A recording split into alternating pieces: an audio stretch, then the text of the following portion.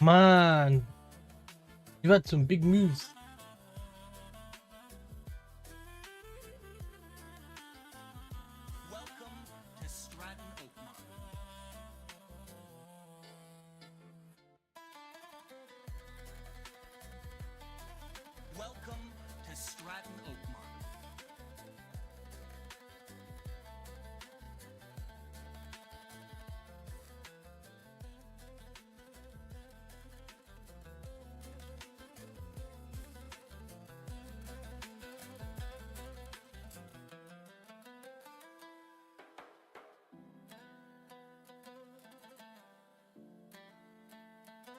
Right, no news today.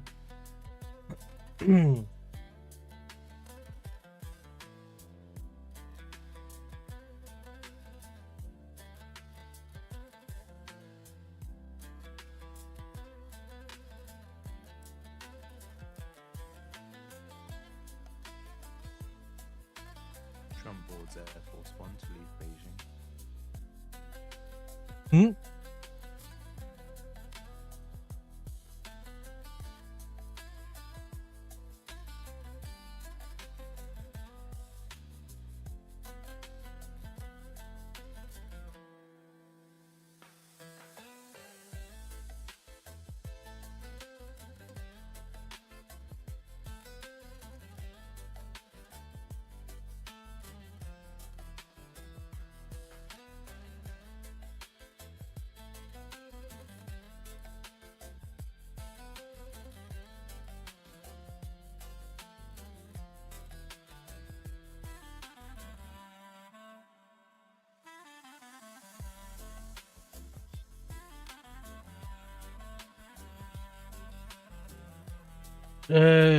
Trump boards Air Force One to leave Beijing.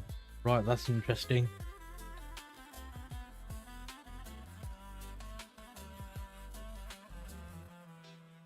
Need to quickly catch up with all of the chart.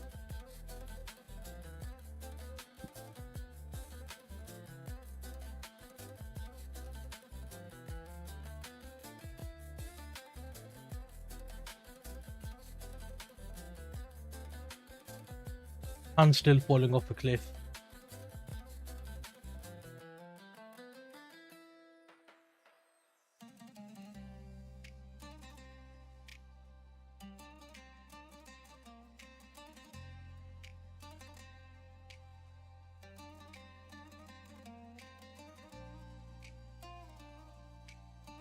Yeah, big weakness in the pound.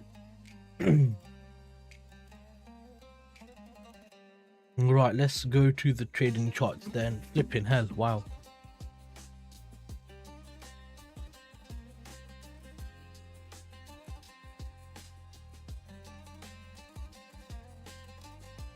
Bollocks. Fix is done. Indices are down 1.1.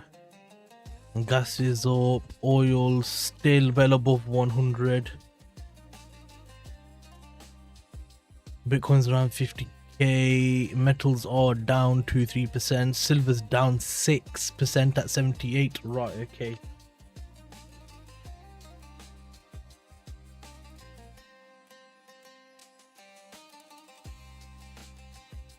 A big move off of it. I want to look at the CME Fed tool because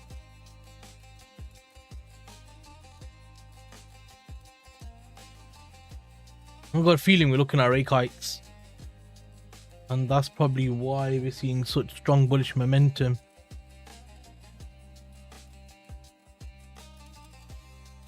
So they're on about keeping it the same in June, same in July, same in September, same in October, same in December, same in January. Right. In March, there's a possibility of one hike. Wow.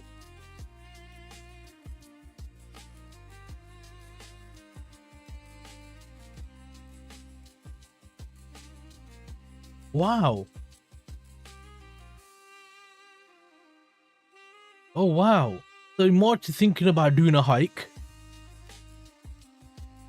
April, there's a 40% chance they're gonna do a hike.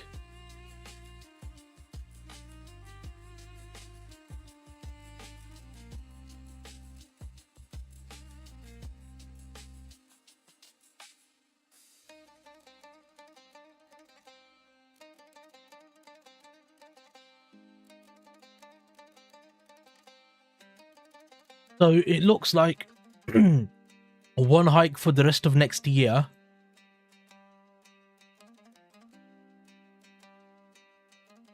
And then towards the end of the year, showing likelihood of a cut.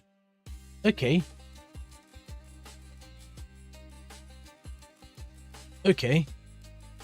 Makes a lot of sense. Switching narratives, quite doing a heavy turn on that one. Okay, let's see then in it what we can basically do with these charts. Okay, so you've got Frankfurt high here. We don't have any highs above this level, I don't think. Nope, it's just a clean zone. So I think price is going to keep rallying up because of the strength of the dollar coming in. So you need to look for any levels where dollar strength could come in.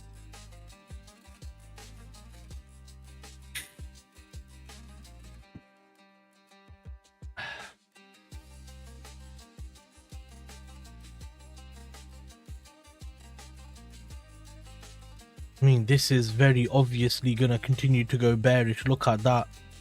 Clean moves there, bearish. I'll have to get rid of that bad boy.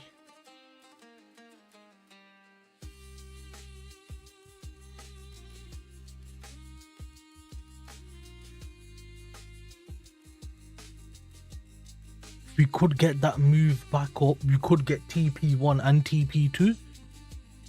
So let's see how this goes.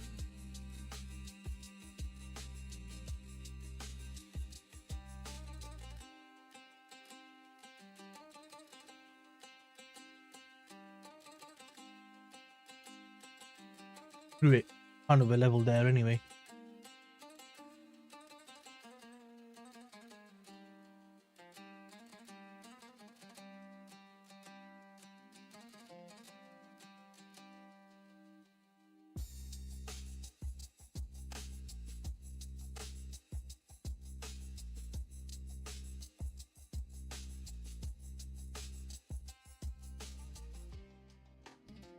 We are getting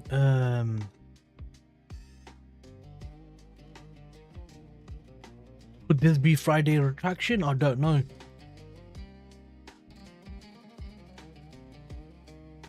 I would like to think this is just leaving Frankfurt high available for a zone to attack.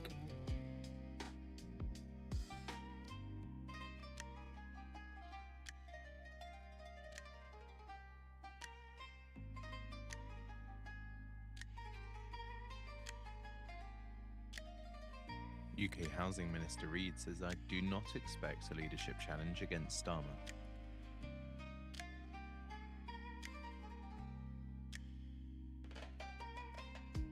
UK politics is too crazy right now, man.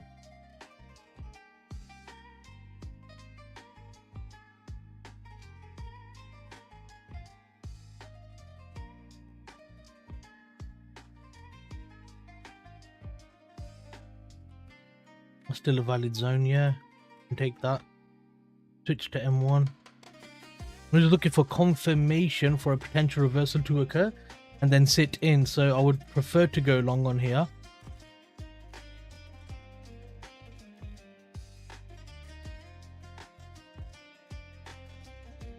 Obviously, we'll see what actually happens.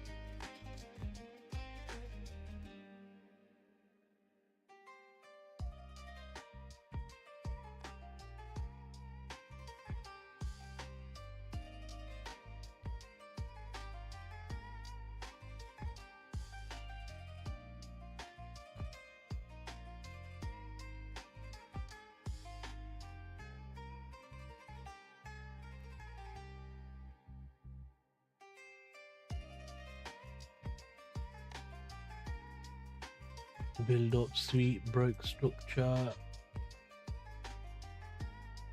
There's no build up sweep there, but there's a build up sweep there, build up sweep there, build up sweep there. So that was all bullish. I had first leg. I wouldn't really class that, in all honesty. Actually, yeah, first leg, second leg, or you could say first leg, second leg, first leg, second leg. Price tagged in, took that zone out entirely, just missed that zone there. Was there likely to even get tagged on that? Nope.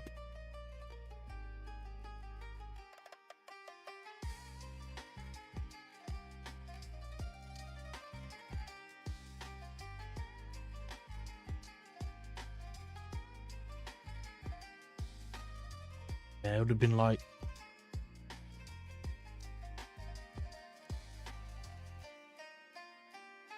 yeah.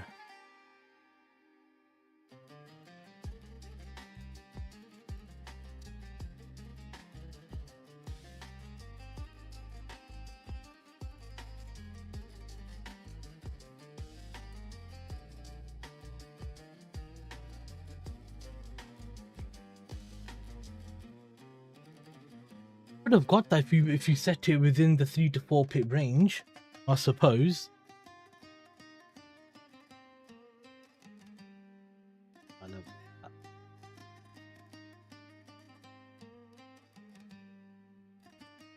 Took that level out. Yeah, that'd have been valid. But let's see if longs occur now. Anyways, go to EU and GU. Build up sweep, took that level out. Build up sweep, took that level out.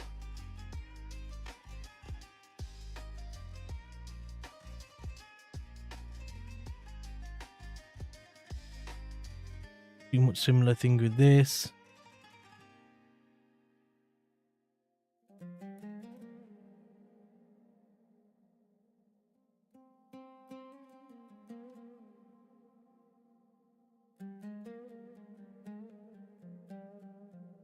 EUG looks like wants to keep going down. Where's the next zone it can go down to? Shit.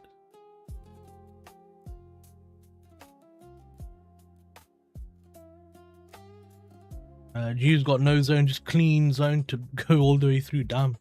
That's making me think shorts are the way to go.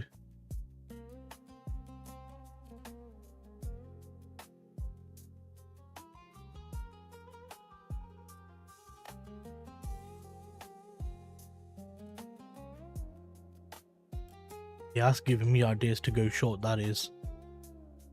I suppose I can possibly long pound, long euro, but don't know how much of a divergence there is for me to take that risk. Suppose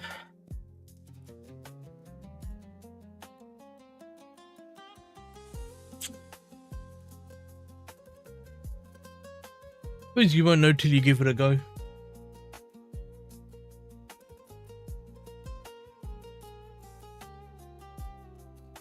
This looks like a build up as well and a sweep, but then leg, second leg, tagged the demand zone, can't take that. Come back into supply, coming down again. Okay, yep.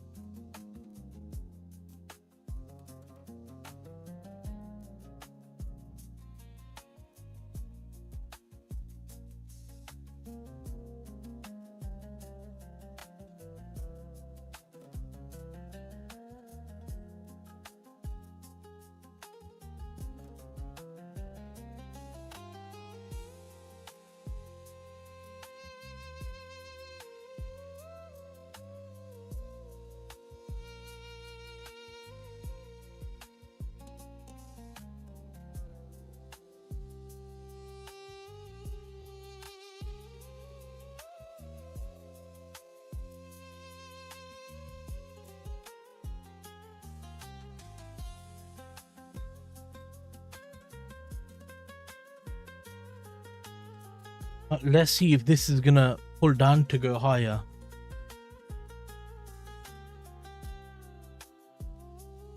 Okay, we kept going down on UJ. Fine. There's no entry for shorts anyway.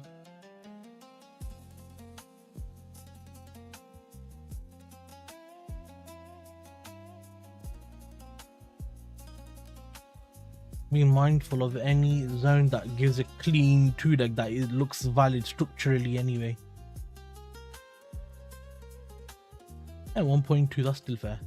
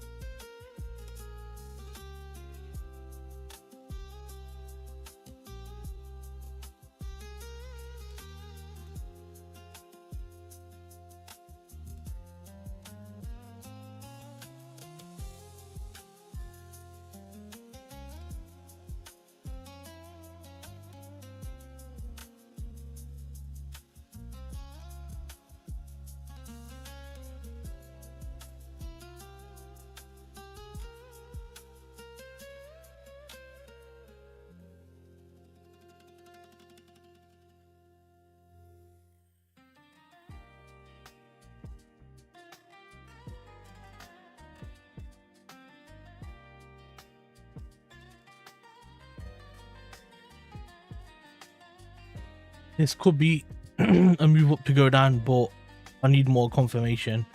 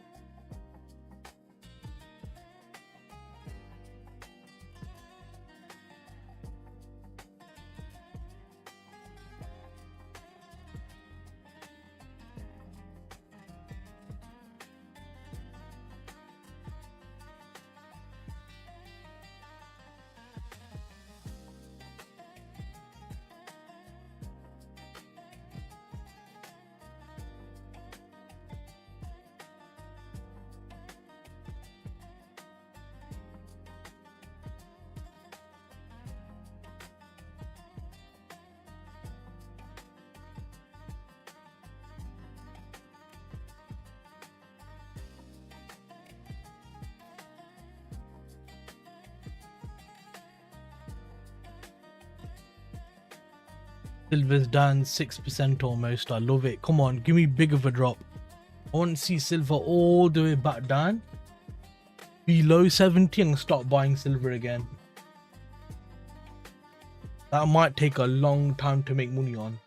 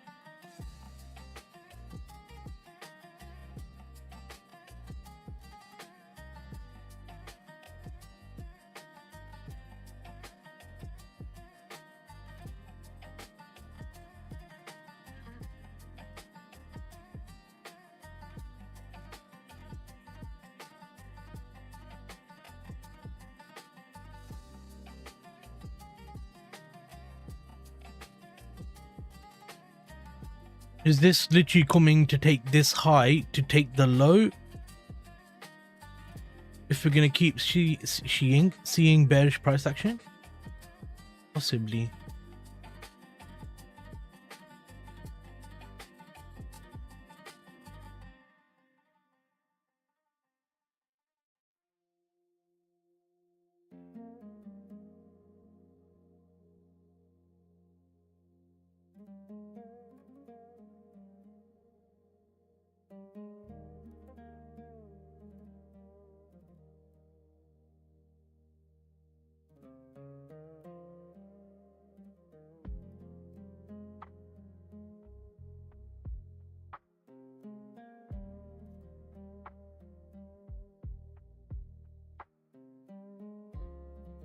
I don't know what the webcam keeps moving off its rotation.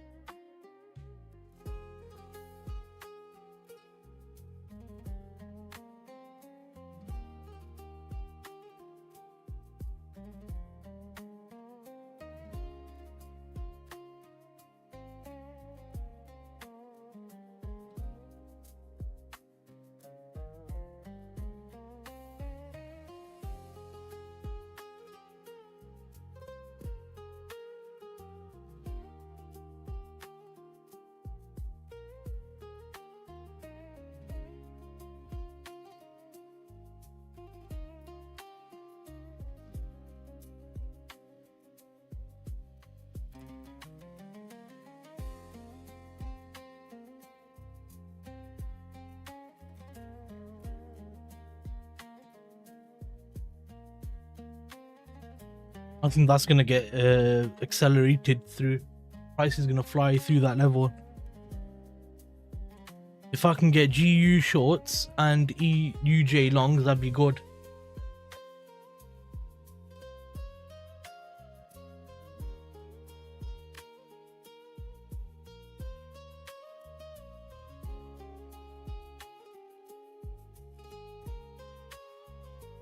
See how this goes.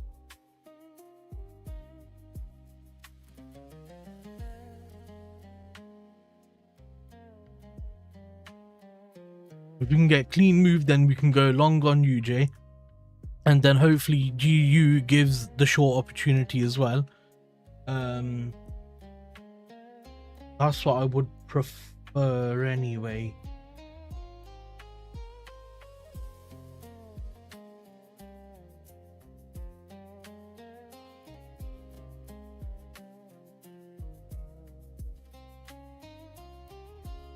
Only if it ends up doing it though.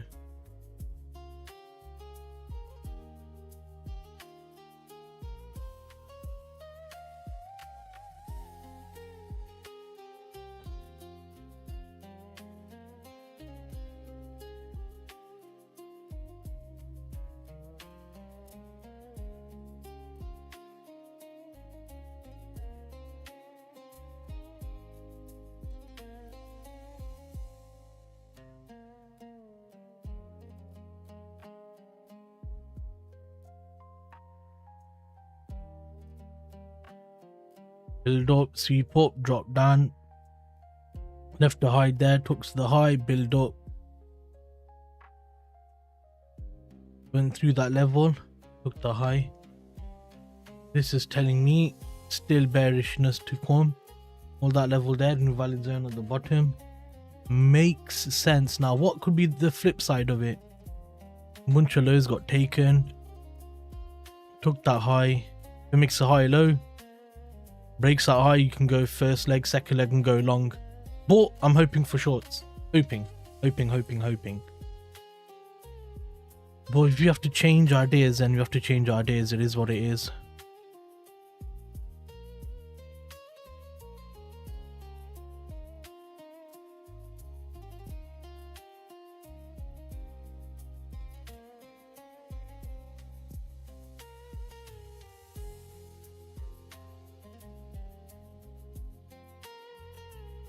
Euro is coming down through the invalid zone. Technically, this is going to be Frankfurt high.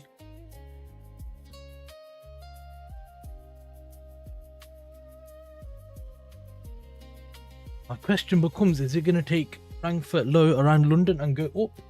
Or is it going to keep going down? That's what I'm not so sure on.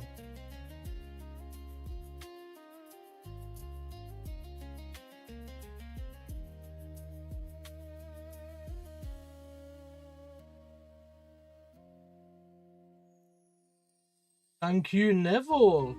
GBPUSD, UJ. I think we might get a bullish day on UJ though.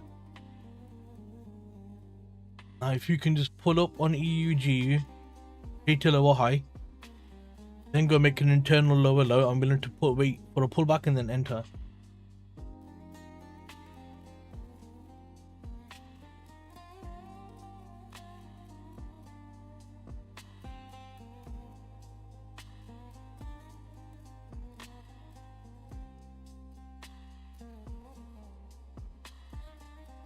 Oh.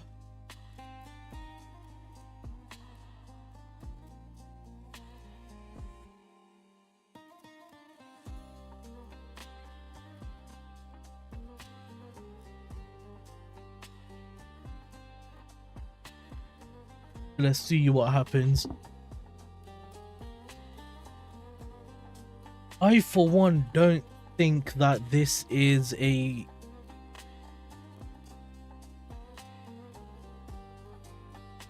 nah.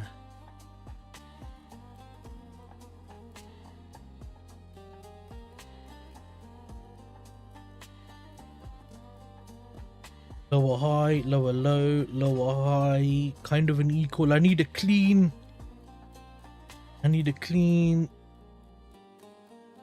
two leg to go long from.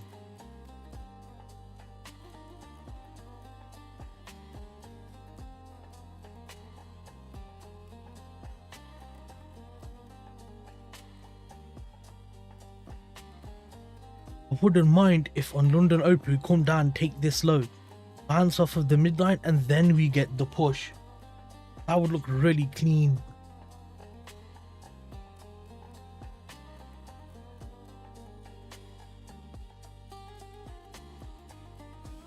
One.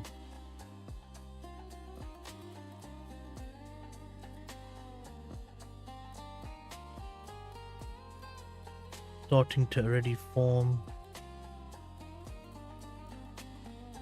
2.3, 3.3, 0.2, 0.5, 3. So looking at around the 3.5 pip SL.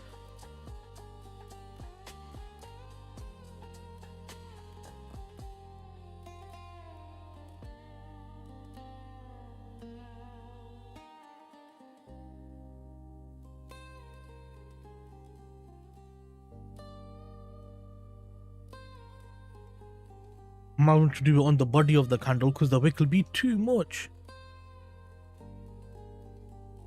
Yeah, look, 4.7. Ooh. We'll see.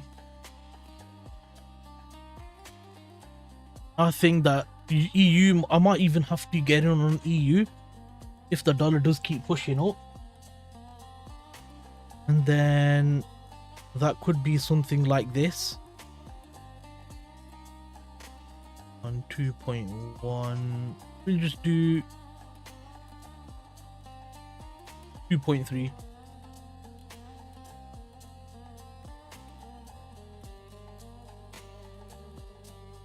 That's if this zone fails, which I want it to fail.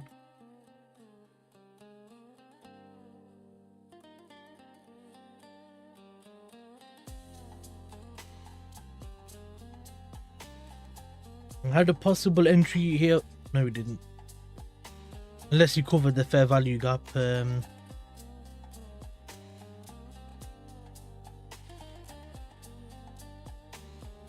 Korea's Kim says, Oh, they've been missed anyway. Concerns on inflation have intensified.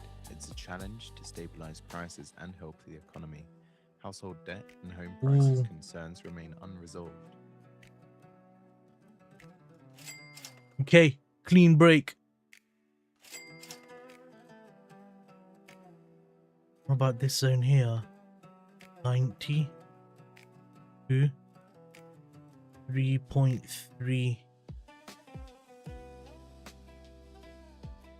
Gotta be careful now because this is the London Open move, so this could actually be a sweep of the lows to push higher.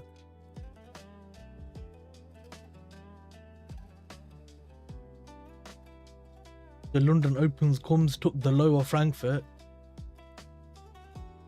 That to me wants me to go. That to me is telling me to go long, depending how the next few candles print.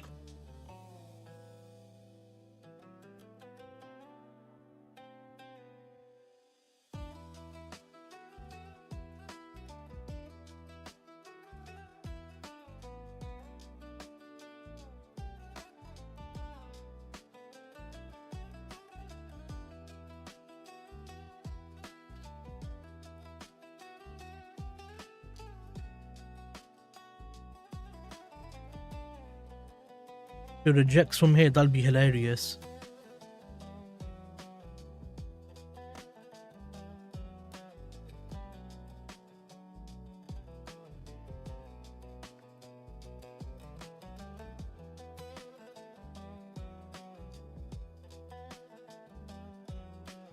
If it's to go on M5, yeah.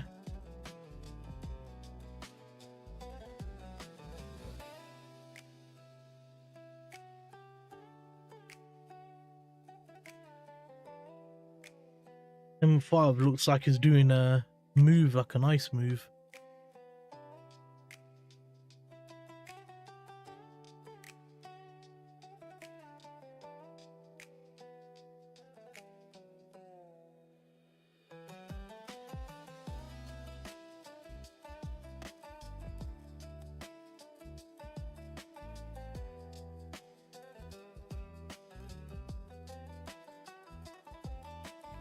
And I couldn't taken that high. If I did have it on here, which was there, then we had it on 3.5.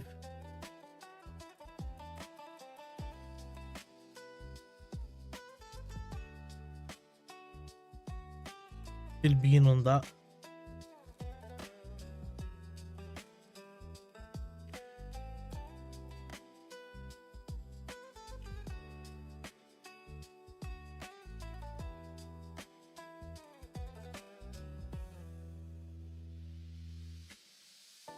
Price tagged here.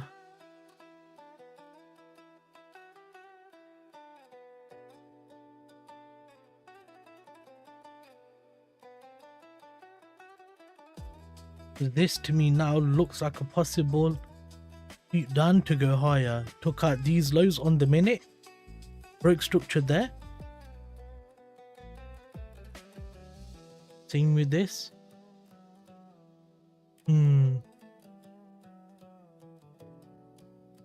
If we do go long, then going short would mean that we've already tagged the short on here on the 1 minute on UJ.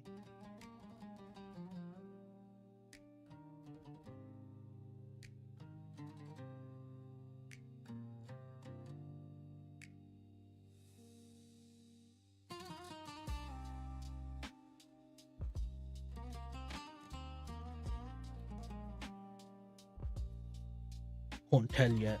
GG is a bit confusing.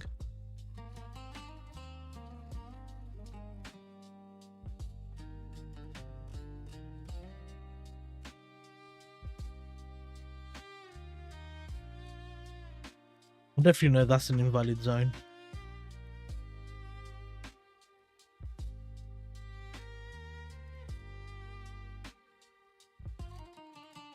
Okay.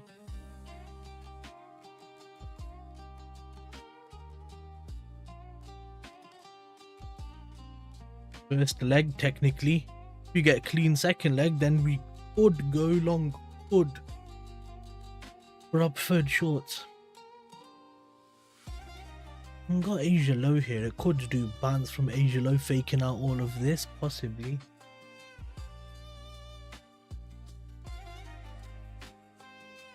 Wait and see.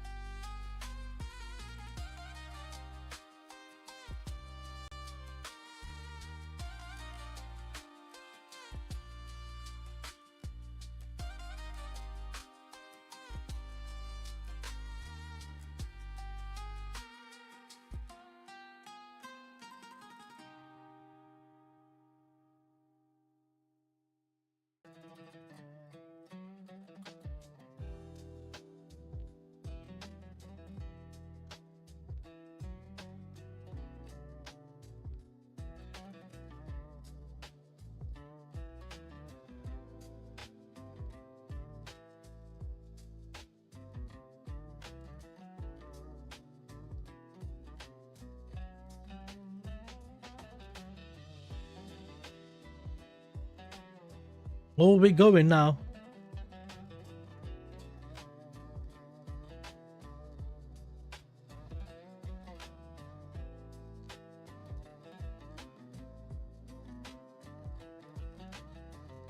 And this is why the time of where moves happen is so damn important.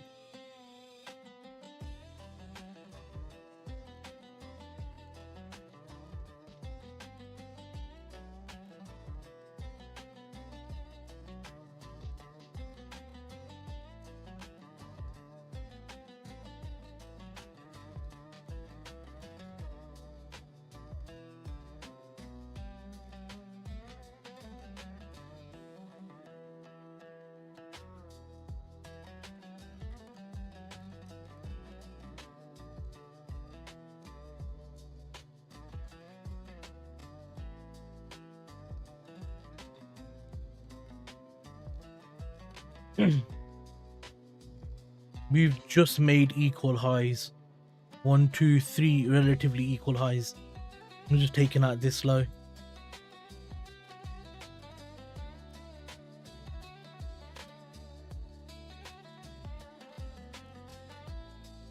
$11 move, man, in a few minutes. 8 minutes had an $11 move, damn it.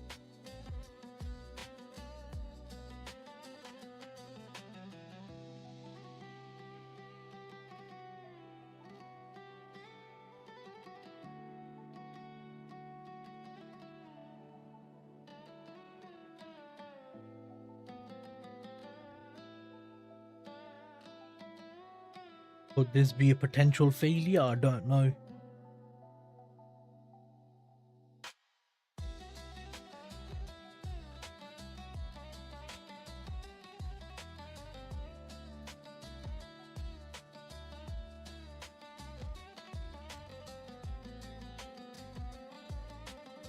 It will break structure there now.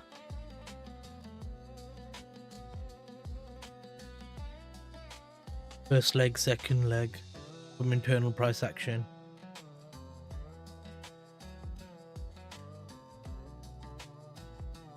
We've got Asia low sat there. Is it gonna bounce? Is it gonna do a bounce? And fully fake out this whole move, or is it gonna continue?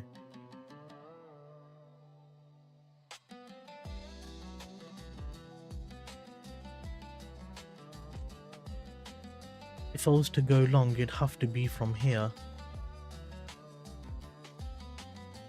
Oof, 2.9. 3.9 plus 1 to 4.1. Oh, a bit big. That's a bit big for me. That's really gonna cut into TP. Give me 3R on 6. 7.3 on 30. 8.5. That's not even worth it, man. Legit, that's not even worth it.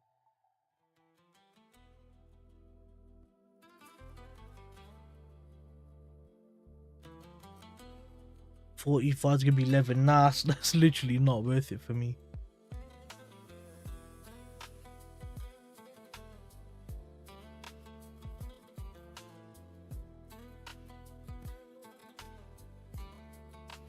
Damn it.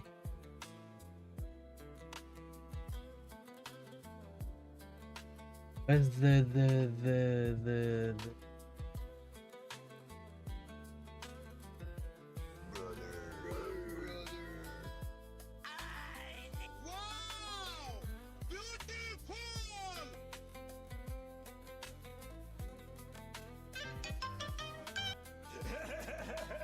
William, knife man. والله العظيم you are gay. Don't say this. وعليكم السلام. السلام عليكم.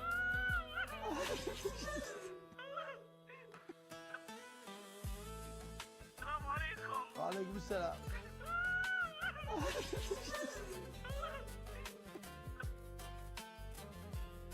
والله العظيم you are gay. Don't say this. والله you are gay. والله you are gay. السلام عليكم.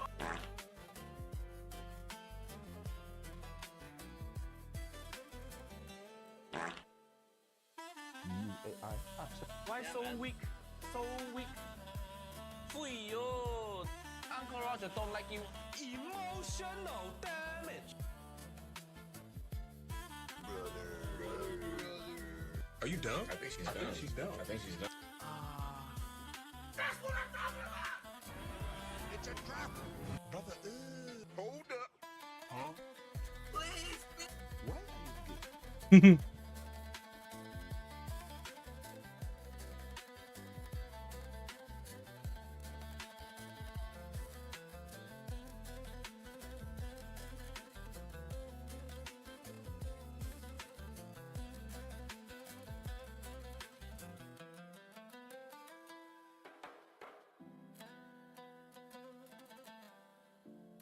horrendous, absolutely horrendous.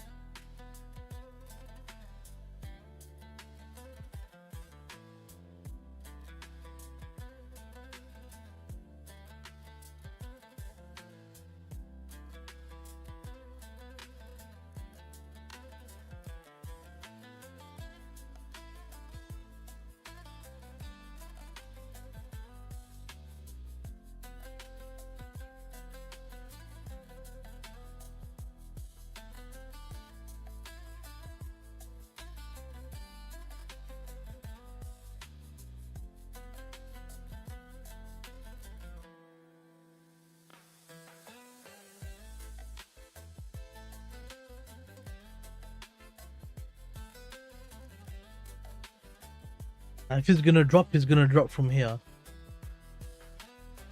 Because London Open's done. A lovely 23 pip move.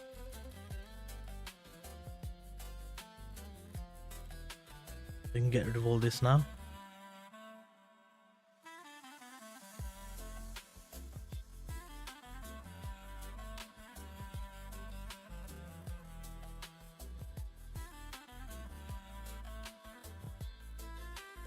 Actually, I want to keep the invalid zone.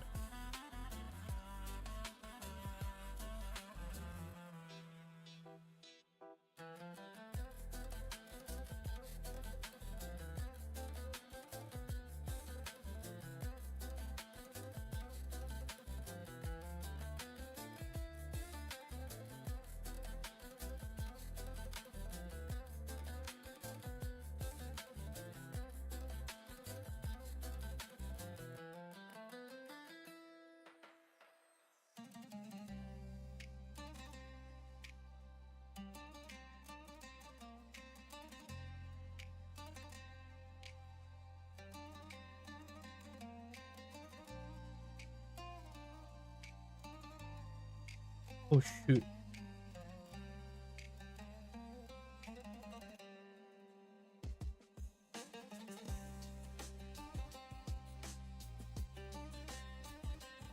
Asia midline rejection from there to go higher. I like the look of that. Got a bit of a channel going on here, which helps.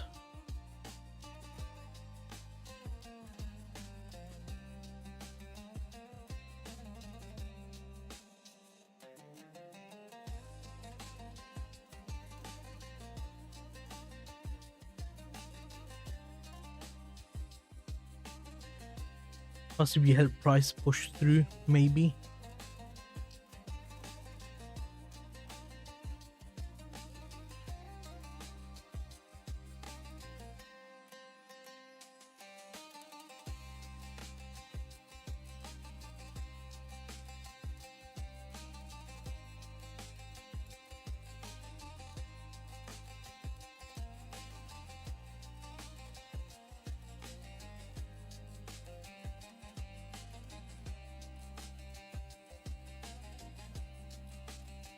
Come on, what are we saying, boys? Can we create a new zone to go along or not?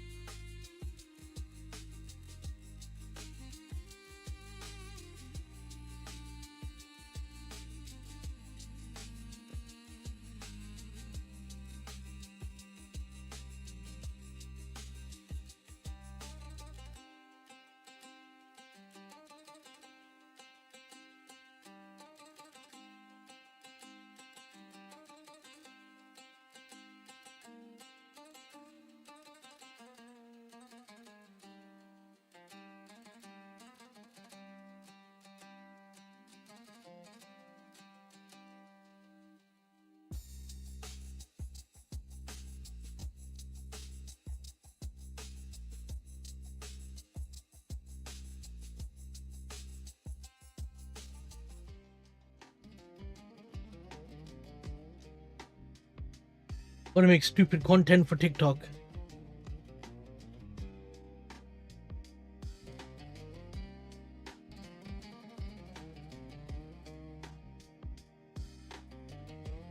Hey, here we go. Damn it. 4.2. Why is the zone so big? Ugh.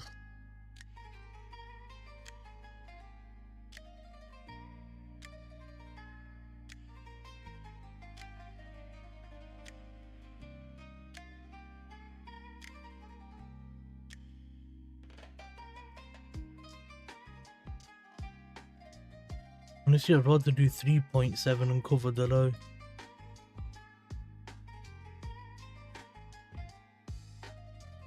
Still going down.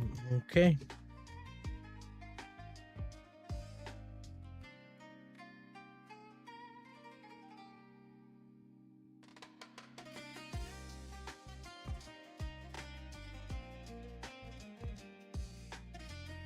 I should fail eventually.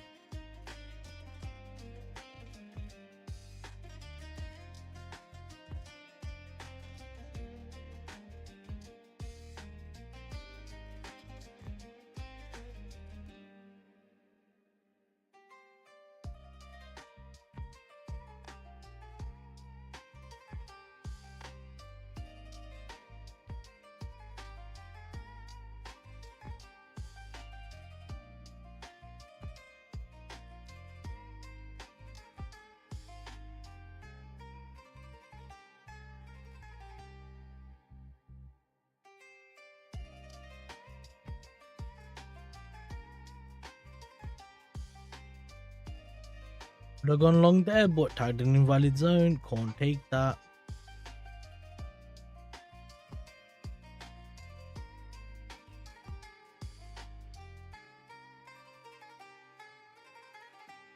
Yeah, on the minute, tag the supply zone. Yup.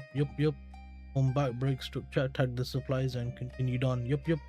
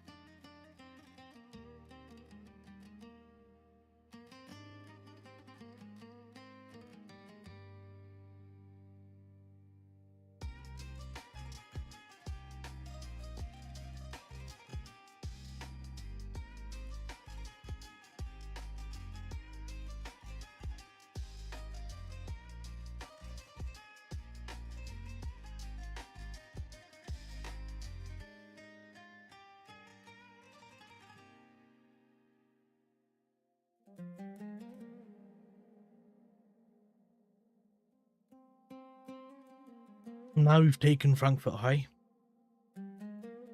structural high, lower high, whatever. We've done a 17 pip move on euro. It could potentially reverse now. Pound's probably done about 25-30 pips. Yep, it's done the full move now. It could fully reverse. So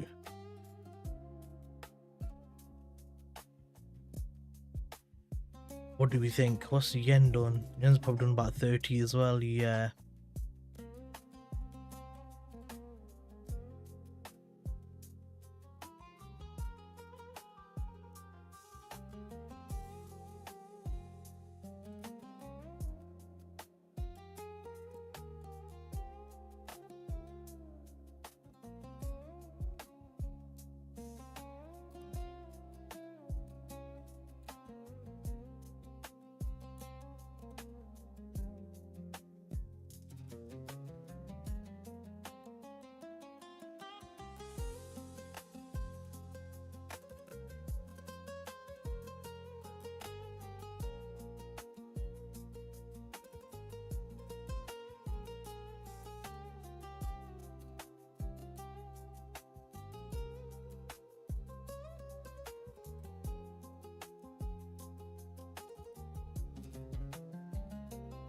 Look at that move off the euro. I need a clean 2-leg just to confirm that if I was to go short.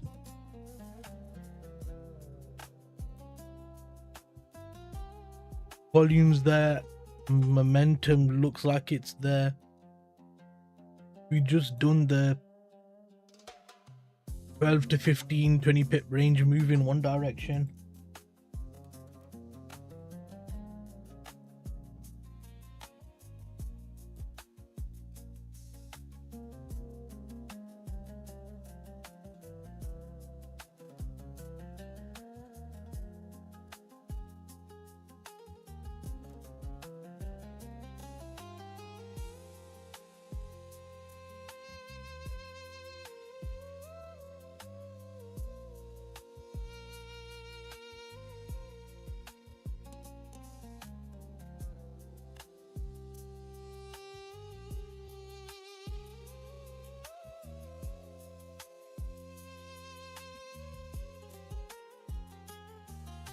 Keep building the channel, isn't it?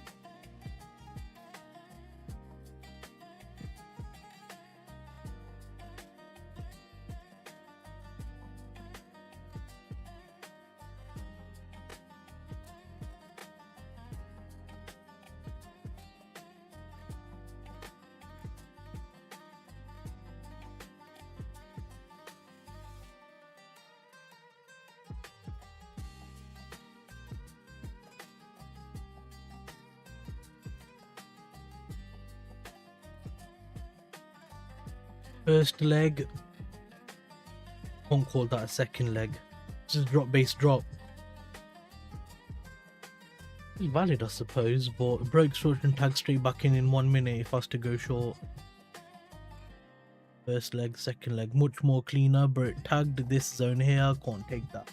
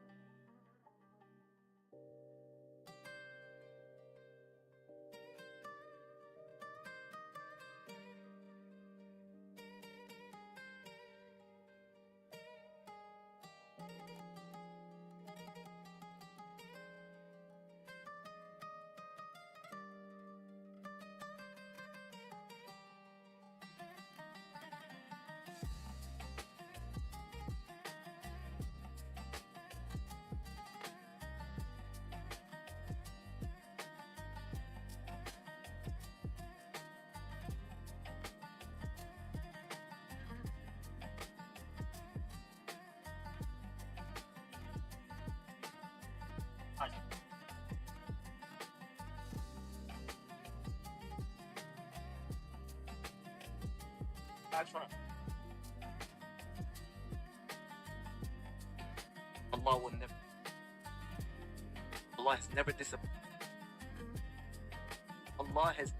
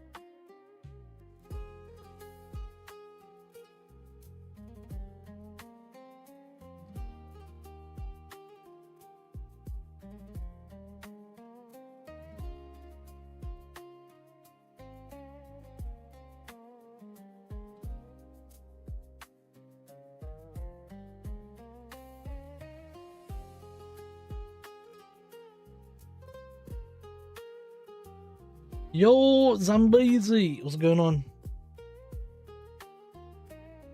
How do you block people on TikTok?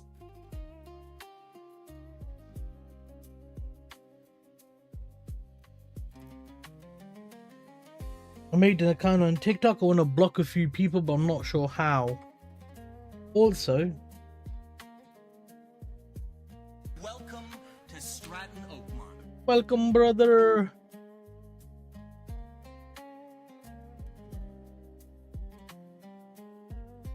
I can't tell how to block.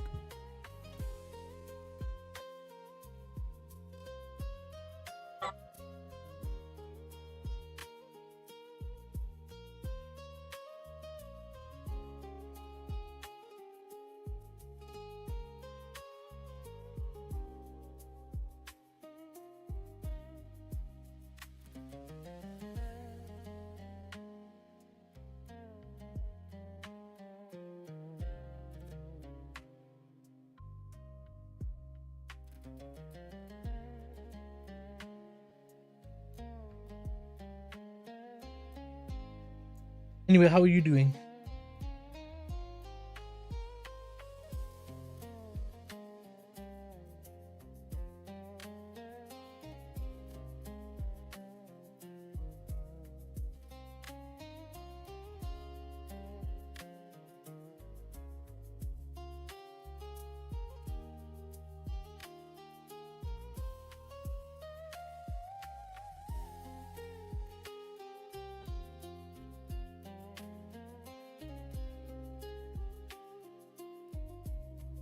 I wanted to go long. I couldn't catch the entry yet.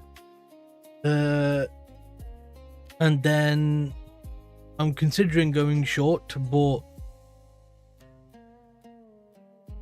I have no idea.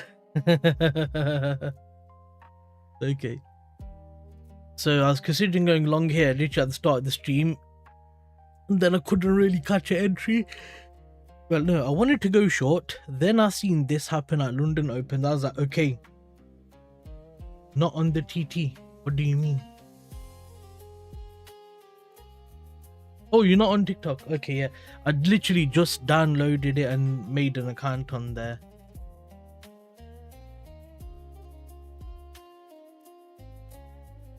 Just wanted to see what it's like and stuff, you know. Anyway, so yeah, I wanted to go short initially following the volume bearishness, stuff like that. And then when I see London Open come take out Frankfurt low on EU on the exact minute and have a lovely move like that, I wanted to go long. But then we've already done a 17 pip move on euro in the first 25 minutes, and I was like, okay, that might be the bullish move done for that. It might be a bearish move coming after. Then I want to clean one leg, two leg, but I don't like how pound's looking. It looks like it wants to go higher, which puts EU shorts into a bit of a sticky situation. USD JPY keeps falling. I wanted to go long on it, but it's falling. If I'm going to short these, I want a long UJ. If I'm gonna buy these, I want to really short UJ.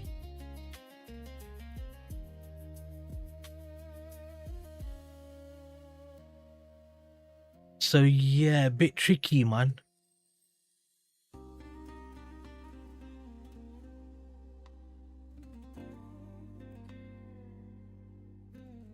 Oof, that's not good. Yeah, we look at DXY, man. We had a strong move on the DXY here, like yesterday evening and today in the morning. Like, look at Asia session for GU. Bloody yeah, look at that for GU, and then here's EU, here's UJ. Had a pretty strong bullish UJ, and then GJ is just really weak because you got political issues in our country right now. So yeah, market has been interesting today. There has been volume, luckily. I called the longs right. The shorts, EU seem to be working out right, but GU's behaving weird. So yeah.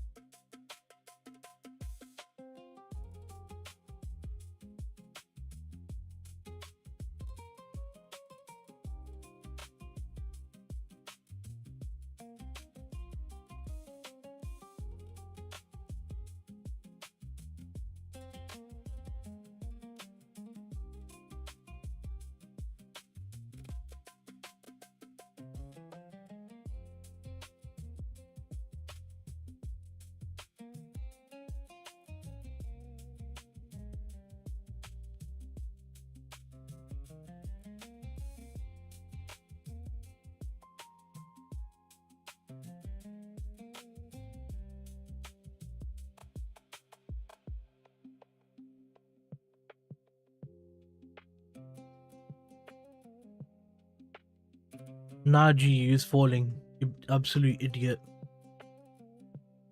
Like the demand zone right there, that's suspicious. But this did a clean one leg. And then, no wait, one leg. And then second leg here. Failed to tag into here.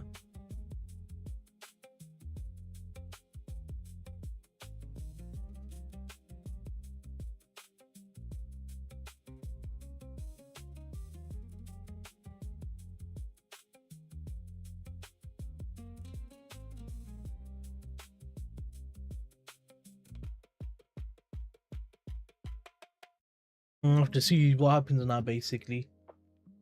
What did you hit SLs in? What assets was it? Were it?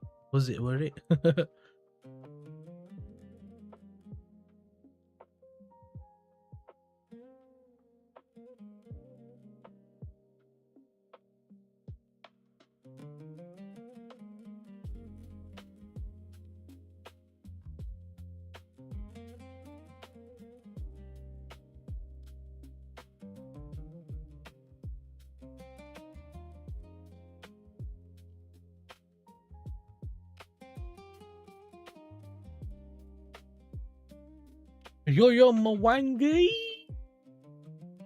Mwangina. The Janina. How are ya?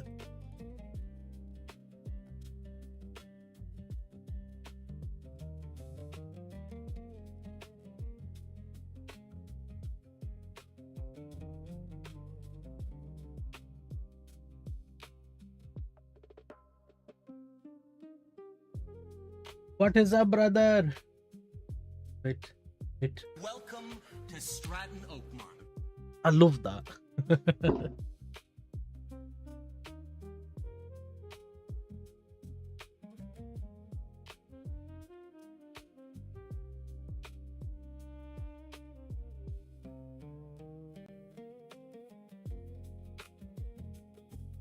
Yes, it is. Yeah. I wanted to go short earlier because of the bearish price action before EUGU, before London. Then the minute London Open happened, I was like, ooh, I want to go long. And then it flew off and didn't really give me an entry. And then after EU took this high here, I was like, okay, let's go short. First leg, consolidation. Second leg here, it's not pulled back up here yet. Then I'm just kind of waiting. First leg, second leg, tag the demand zone, come back into the entry. Now it's consolidating, so just waiting to see what happens.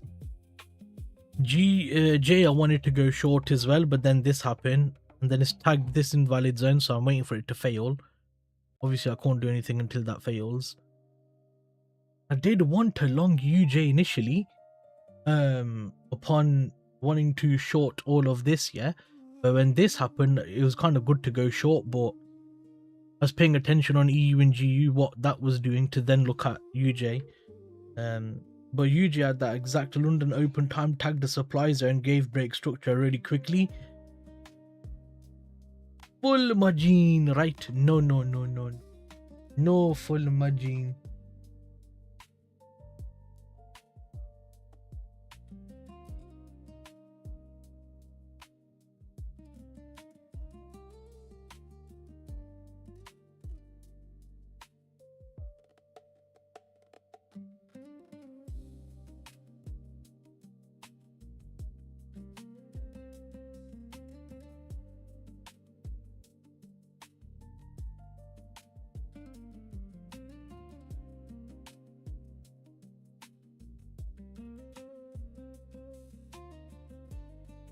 Nah, it's not really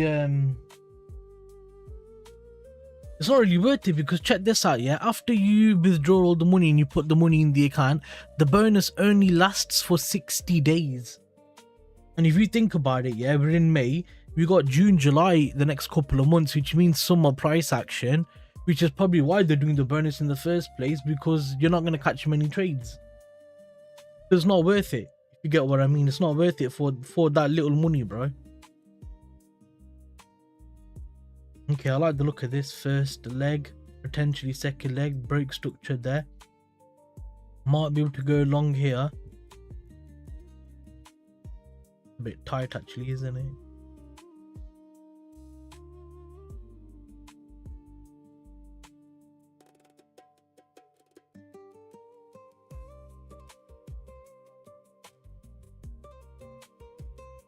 AUD card, Euro card, flipping, you took big SLs, bro. Big SLs.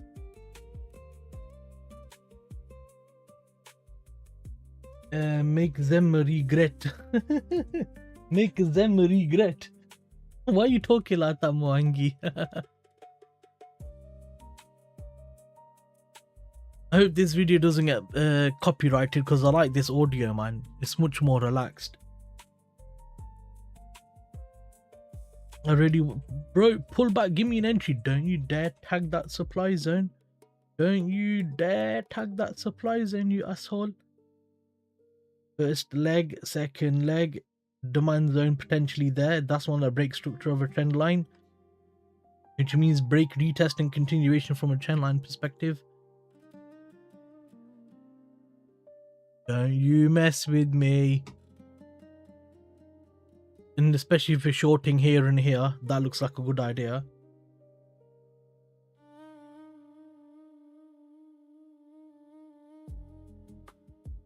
Honestly, I need to next year I'm gonna back test buy stops and sell stops. I'm not having to wait for pullbacks and just see what the data looks like for that, because this is kind of annoying. Missed that zone. Now the next zone we have is going to be somewhere in this block, but I don't like that because you got a fat gap above it. Yeah, I can't find anything clean at the moment, in all honesty.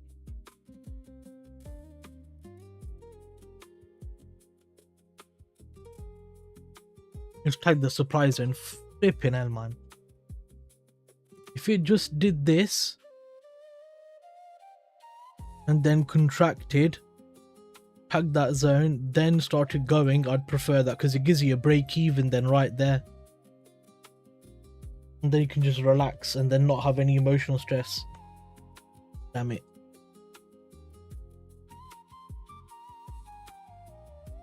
The one annoying thing about calling price action right a lot of the times is when you can't actually seem to get an entry anywhere. At 4 a.m. Eastern Time, we get the ECB Economic Bulletin, as well as Italian CPI, year-on-year forecast 2.8%, prior 2.8%, month-on-month forecast 1.2%, prior 1.2%, HICP, year-on-year forecast 2.9%, prior 2.9%, HICP month-on-month forecast 1.7%, prior 1.7%. Hey. Are you in any trades right now, Mwangi? And how bad was your loss, Zambezi? Because you had 1, 2, 3, 4 trades there. How bad was your loss on all of them?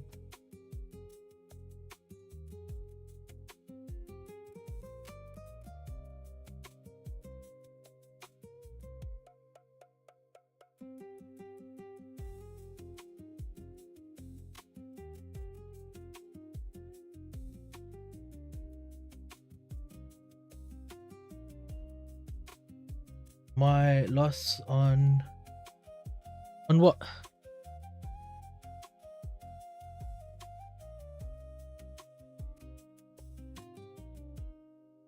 Did you break that zone? Yes, it did. That's fine. I can take that still. Now, if it pulls back a bit and then breaks structure, creating a new demand zone, I'm willing to go long.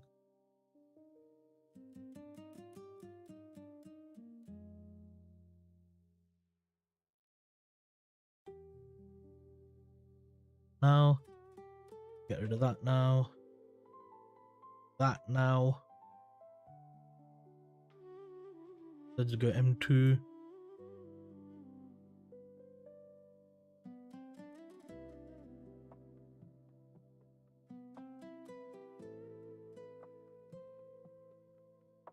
M1.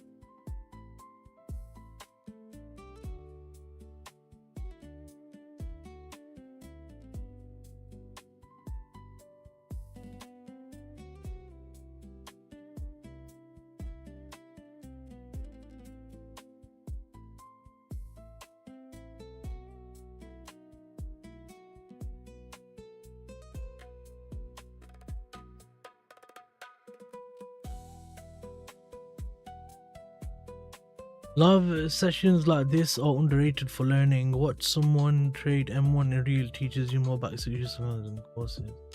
Tuning in. Appreciate it.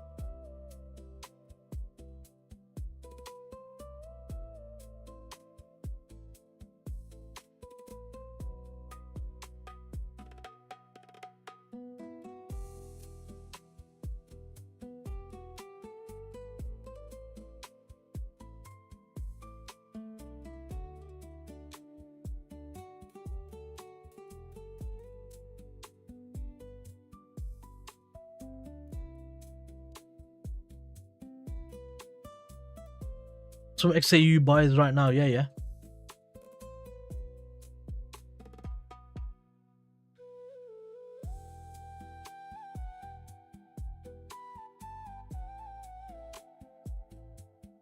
What a nice sell-off. I mean, I think the buys would have been a bit earlier, maybe. We're taking those lows. First leg, second leg, potentially tag there, move up a bit. Yeah, I don't like that. I prefer silver. But you see the drop we've had on silver last 2 days. Brilliant, man. We've had a nice 12% drop. Lovely. I want to see it drop another 10-15% if possible.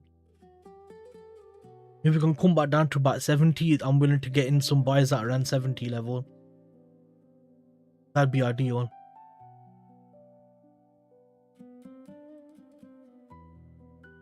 Gotta be careful because this could be short mode. Eastern time, we get ECB economic bulletin. We also get Italian CPI, year-on-year forecast 2.8%, prior 2.8%, month-to-month forecast 1.2%, prior 1.2%. HICP, year-on-year forecast 2.9%, prior 2.9%. HICP month-to-month forecast 1.7%, prior 1.7%. You said one on all of them, but how much was your risk on all of them? Was it 1% risk or what? What was your risk? Because obviously, also yeah, Euro card, AUD card, NZUSD AUD card. But you had 2 AUD cards, or do you mean NZD card? But yeah, I'd love it if I can get another drop on there. Gold's coming back down as well. Lovely. But this chop right now on GJ is really bad.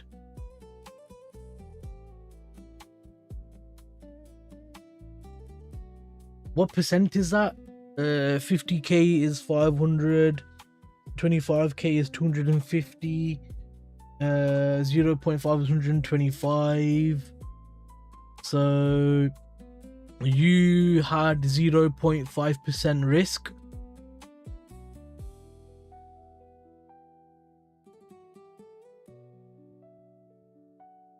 %0.5% risk spread across 4 trades is a lot. You should have done 0.25% risk. If you're gonna have loads of trades, do max risk about 1% to 1.5%, absolute max 1.5% if you're taking numerous trades. Because then if you have 0.5% over 4 trades and then you find 1 or 2 more trades, then you put 0.5% in them, you're gonna have 3% exposure. And then basically if anything happens in the market, Trump says anything, war escalations, war de-escalation, everything's going to become really volatile. You're going to get slapped at the market from every single angle. You need to reduce your risk because that is too aggressive of a risk. 0.5% is fine for 2 to 3 trades. 1%, 1.5% exposure is not bad, I suppose. But if you're going to have like 4, I'd say anything more than 3 trades, you want to go down to 0.25% risk. And then you can have a few trades open. Ultimately, you don't want to lose more than 2% at one time. That's being aggressive, to be honest. God damn it, come tag that zone. I wasn't paying attention. Well, it's gone now. If it flies up, I'm happy. Fuck's sake. Look at that, you asshole.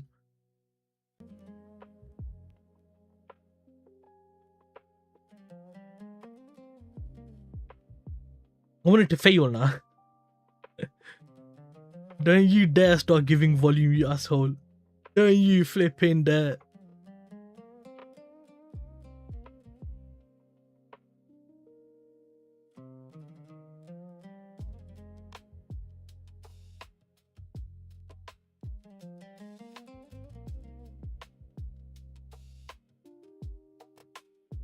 Look at that, man.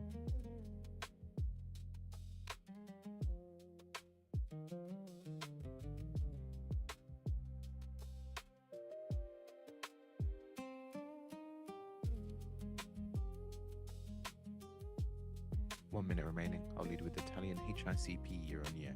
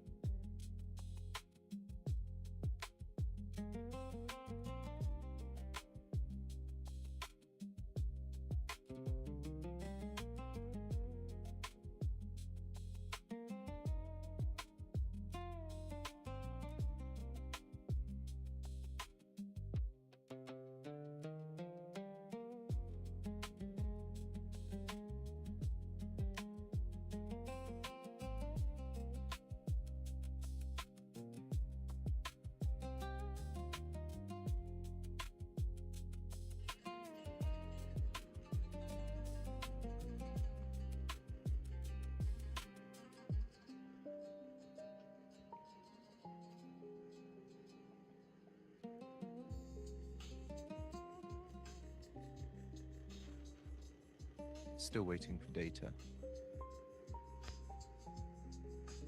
Bro, DL, you get loads of views on TikTok, man. I mean, you just posted and it's already got like 75 views. Wow. In how many minutes? 26 minutes. Flipping hell, you get loads of users on TikTok, eh? One was AUDC. Oh, okay, yeah. So AUDCHF 0.5%. Yeah. Bro, DL Zambies, you're really behind on the chart. Your internet's so bad.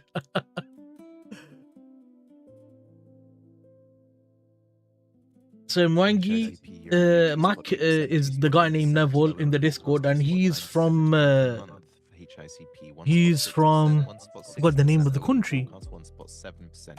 Italian CPI year on year 2.7%. Zambia. 7%. Lower than forecast 2.8%. CPI month on month 1.1%. 1.1%. Lower than forecast 1.2%. You're selling you basically. I wanted to sell it, yeah, but then now we're getting pound strength and we're getting dollar weakness in it, so I'm not sure. But if I'm buying UJ, I should buy GJ as well. But you know how the pound's been really weak at the moment, Mwangi, because of the government problems and stuff like that.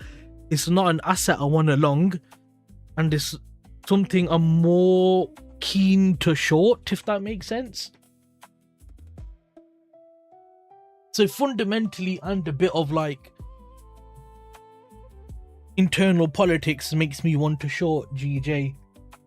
So yeah, I'm so gutted about this, man. Flip's sake.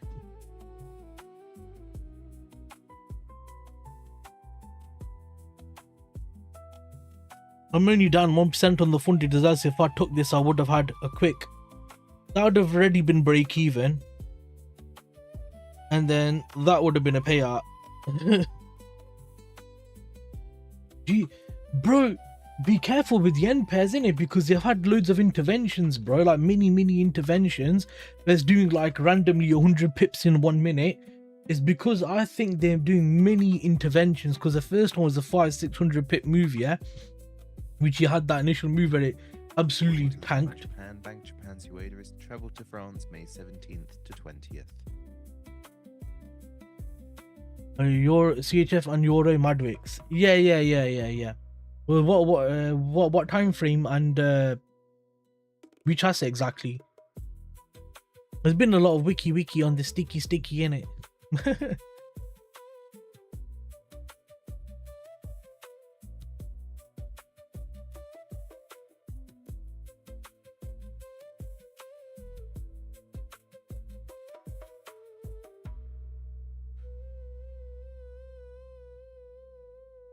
Oh god, yeah.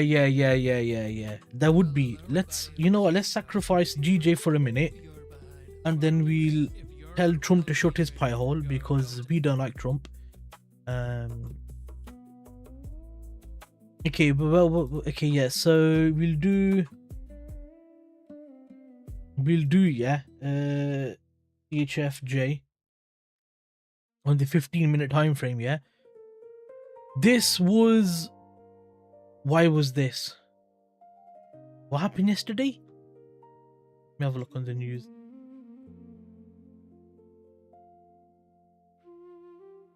What time was it? 2:30, yeah. What happened 2:30 yesterday? I think that was some geopolitical stuff. Yesterday at 2:30, so 14th at 2:30.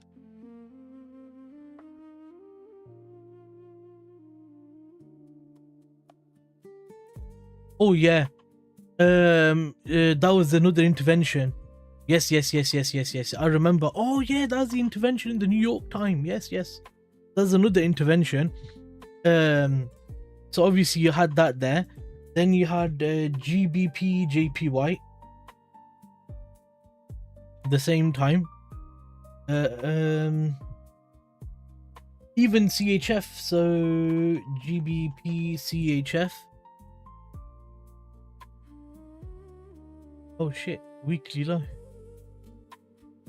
Even that did a bit of a move at about 2:30, I think. No, I didn't actually. I thought it would have. Weekly zones, yeah, okay.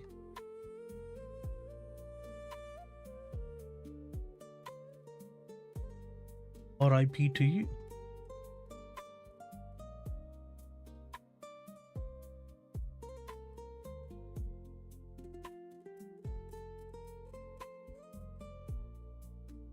So yeah, you're right. It did.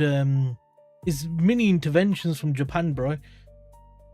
The reason they do it, yeah, is because if they've got a lot of buying momentum against the yen, if the yen's too weak, it struggles and collapses their economy, right? Because they need a lot of investment for people to borrow the yen, to buy the yen, to trade against other assets with. But the problem becomes if the yen's too weak, then the economy can't afford it, because then the cost of dollared items are going to be too expensive for the public.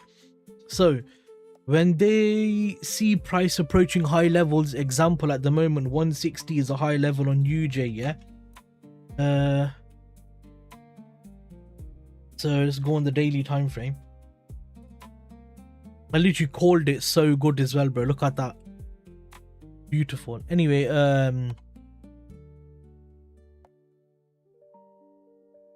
this wrote out on the chart absolutely ages ago. So when price does come up here, I think it's after a Fed meeting or something, Thursday, yeah, I think it's a Fed meeting.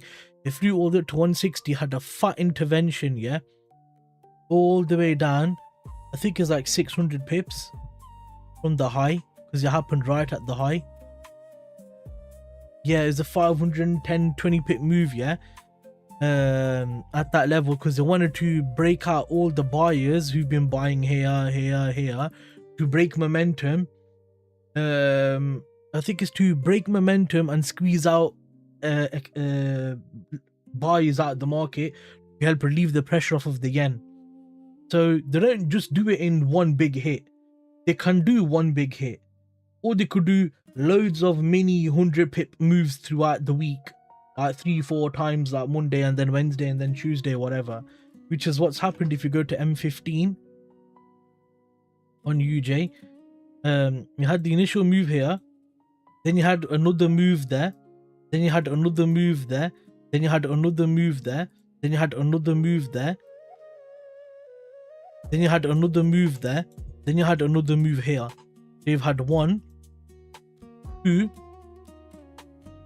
3, 4, 5, 6, 7 times the Bank of Japan's intervened so far. And see how price still keeps coming back up again. That's why we didn't have one here, we had one there, because they want to break that momentum of the buyers to relieve the pressure. Now I think they might do it again around 160 to around 159, because it's coming back up again to those high levels and they want to break the buyers momentum. That's my personal opinion and guess. It makes complete sense.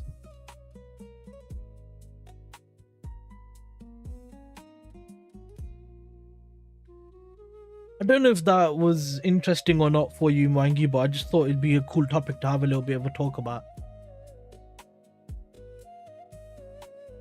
So the bullish momentum on London Open was brilliant, and now the bearish momentum is very lackluster and slow. So, you know, do you remember when I was in that GJ long, yeah, and I was break even, I was in profit, I didn't bank anything yet, but then Governor Ueda mentioned possible interventions. I think it was last September. It was about 6 months ago, 7 months, 8 months ago. Do you remember that? You were here on the stream when it happened. We had a fat 1 minute candle, 80-90 pips on GJ. Do you remember?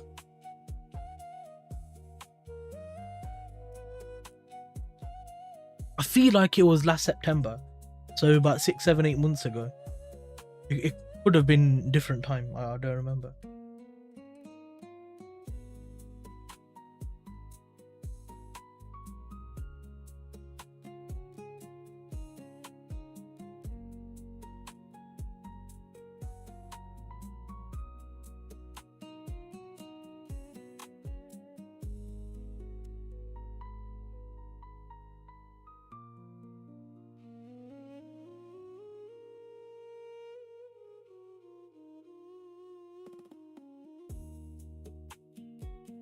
Yeah, so basically we were on stream here. I know you were here, I remember you were there. So I think a few of us are there, the usual guys, yeah. And I was in a GJ long in London session, and I remember being break even. I was in profit, probably like 20-30 pips, yeah. It wasn't 30 because I wasn't near partials, but it was like in profit. And then we had one fat candle, bro, in 1 minute, and then it dropped down like 80-90 pips, and then most of my accounts had a slight loss, so my break even got slipped. And then moments later, Governor Ueda said that, oh yeah, we might think about yen interventions and stuff like that. And then remember, I was a bit skeptical trading yen. Like, do you remember when I had a period where I was like, oh, I'm not sure if I want to buy yen. Do you remember that?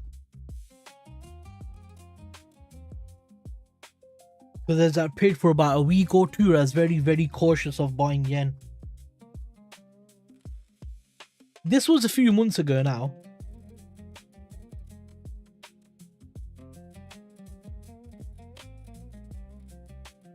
Yeah, so that was because that happened, and I thought that when they mentioned the intervention, I thought it's going to be close to that time. Obviously, it's been a few months now, hasn't it? I feel like it was September it happened. I might be wrong, but I don't know.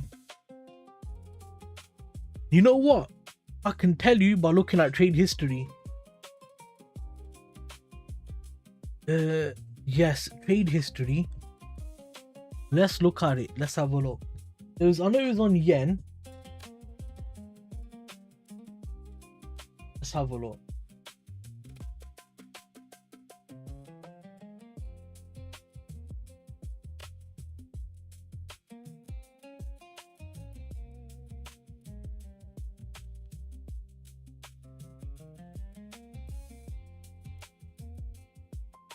September 23rd. September 23rd. Let me have a look at September 23rd. Let me have a look at September 23rd. Yeah, I'm gonna have to go back a while on this, you know. Aha.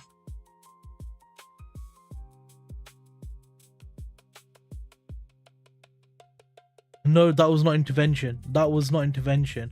That's me getting taken out and then price flying up in the direction. It would have been when we had a fat drop, like.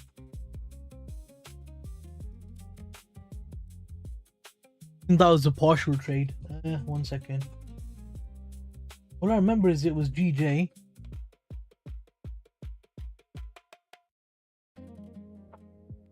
October the 8th.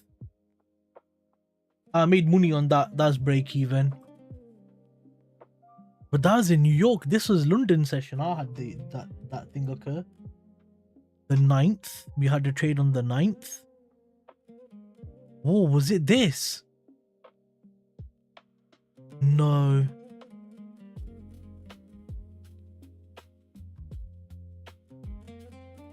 The 29th.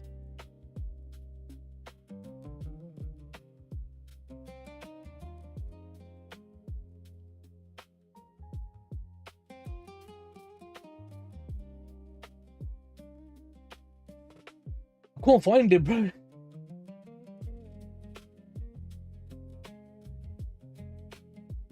All I remember is it was GJ.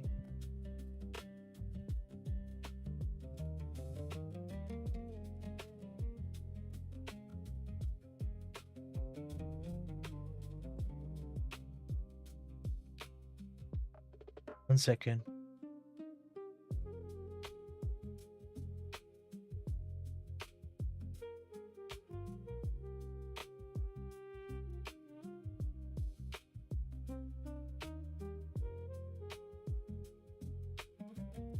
Would have been January the 15th.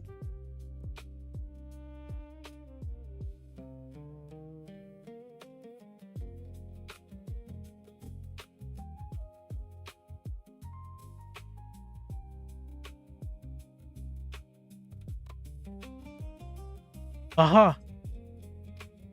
Aha. Wait.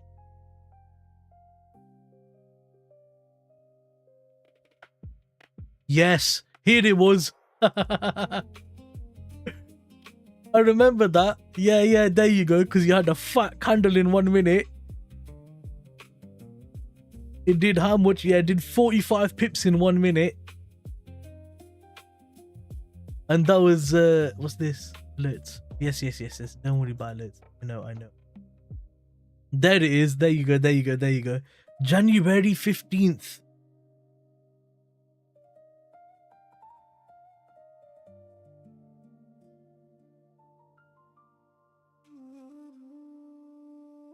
Yes, this is when it was. So if we go to the stream on January 15th, yeah, I think this was when Governor Ueda or whatever talked about the possibility of an intervention. And then if you go to M5, it should start dropping down for, yeah, look at that drop. M15. Should do M30 in it. And we had quite a big drop off of there. After that move happened. See, look at that. After that move was mentioned by Governor Ueda, price dropped here 270 pips over the next 2 days, and then buyers started to come back into the market again. Yeah.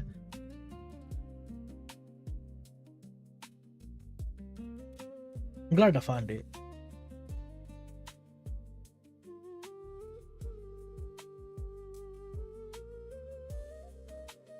Yeah, I'm annoyed about that. Freaking didn't pay attention. Yeah, missed the entry, everything. Break even was a bit slow on this. So it would have been on this candle here. So it would have been 17 minutes for a break even. And then ultimately, partials would have been around 25 to 30 pips. So probably the failure of this zone. TP1 would have been 12.5R. And then I would have held that position for TP2, which is going to be 60, I think, on UJ. So 60 would have been... Oh, 25. Oh. Mwangi, cry for me. Cry for me. Cry for me. Wait, is that... Have I got Aku crying? Emotional damage. Fuyo. Damn it. As Homer Simpson says, doi.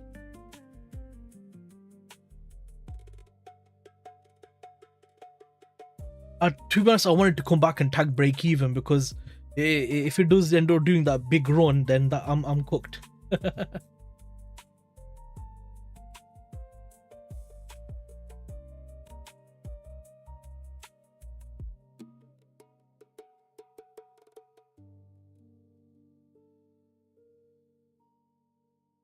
It's annoying because there's no clean entry on shorts that I want to take.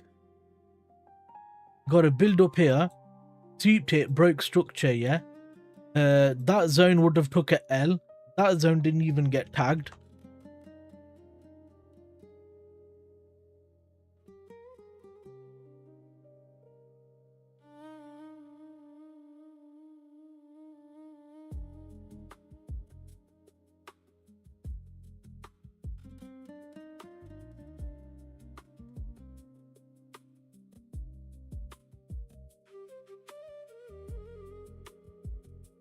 .4 points.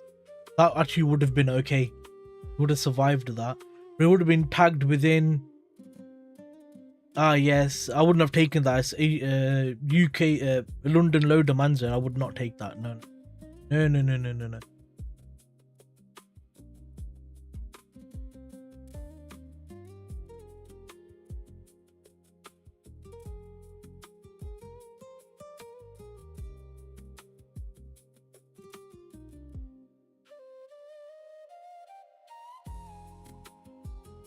Got clean move to the downside there as well.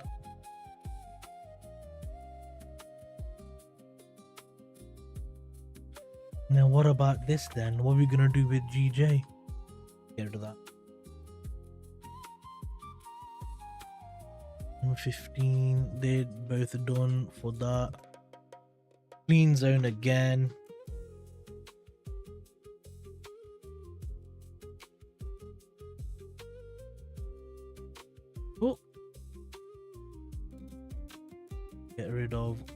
this. That.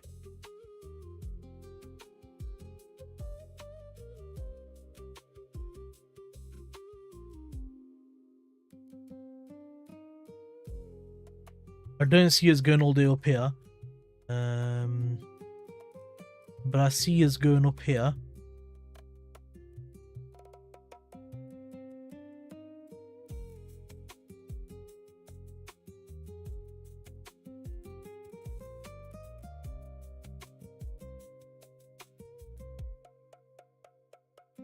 Yeah, there's no, everything's got clear zones all the way through, bro. From the yen intervention, like clean path.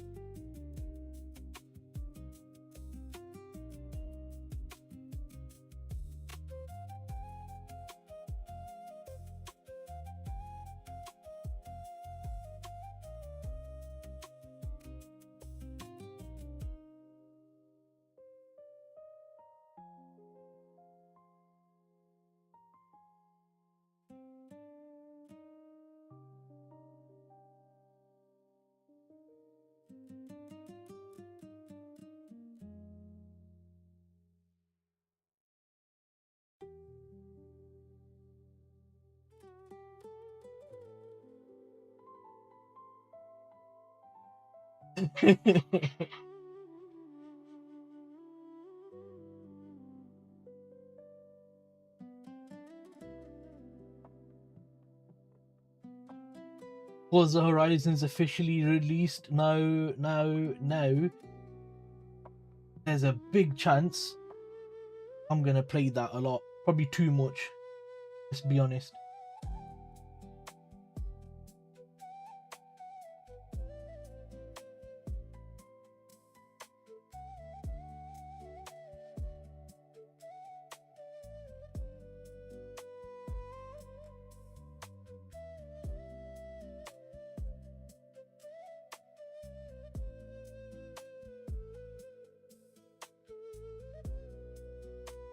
So yeah, anyway, Mangi, going back to the deposit thing, it doesn't make sense for me to do it, bro, only for 1,650, only for 60 days. I'd rather wait for the discount and apply it after August, like September time. I might do it. Then I've got September, October months to trade. Yeah, normally the two are good trading months. Or I'll do it in the end of September for October, November, which are good trading months. Then I'll do the discount thing, innit? Deposit thing. And even what I'm thinking is, if I do get 1-2 payouts by then, I'll chuck those in the account all in one go, because I think the 100% discount is only for the first 1,000, and then the 50%, I don't know what the limit is. I couldn't find a limit for the 50%. I'd rather do that, if you get what I mean. And all it is mainly for margin as well. It's not really... I'm still trading my... I've still got my money in the account. I cancelled the withdrawals and I still got the money in the personal. I still got 1,650 in the personal alongside the props. So that's still all the same. I'm just saying I'm not going to do the withdraw and deposit thing until probably September. Because you think within May now, yeah, bro. If it takes me about 3 to 5 days to get the account closed and reopened and redeposited, yeah, let's just say middle of May. 2 months is June, July. Now, June price action starts to slow down. July, August is really dead. Normally. Last year we had Trump doing all the tariffs and stuff like that. We had volume in the market, yeah. I don't know what's going to happen this July and August, so I don't want to take the risk of that 30-day bonus, 60-day bonus or whatever it is being limited. I'd rather do it in September or October for 2 months. And hopefully by then, if I do get 1 or 2 more payouts, I can benefit from that also. But,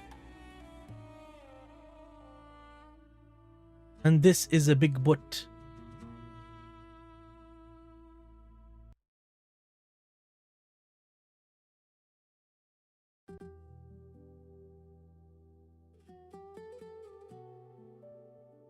isn't it that one that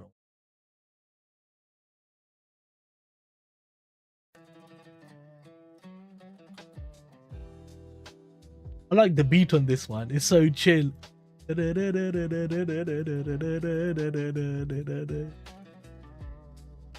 Oh shit, Cuba officially has run out of diesel and fuel oil. Oh god, Cuba's gonna collapse. All because of America. They need to revolt, man. Just literally go to war with America. Like, fully go to war. Iran's Aragchi says contradictory US messages are the main problem. Anyway, what was I saying? So yeah, I'll just wait till then. Yeah, they'll just supply oil, but it's really bad, you know. The fact that America's trying to like cut them off or invade Cuba or whatever, and now they've run out of oil, the whole country's gonna collapse.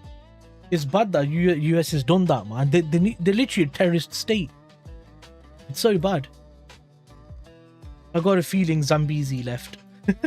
Or his internet died completely.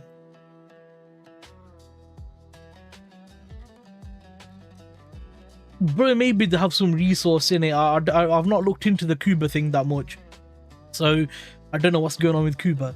I've been more focused on the Iran situation. I'm not too sure what their angle is, but everything they've done has been for their financial benefit or against a potential enemy. Venezuela, financial benefit, oil. Cuba, I don't know if it's an enemy country, I don't know. But it's not hard to figure out why they do things. It's always money, resources, or power in the region. It's always the same things.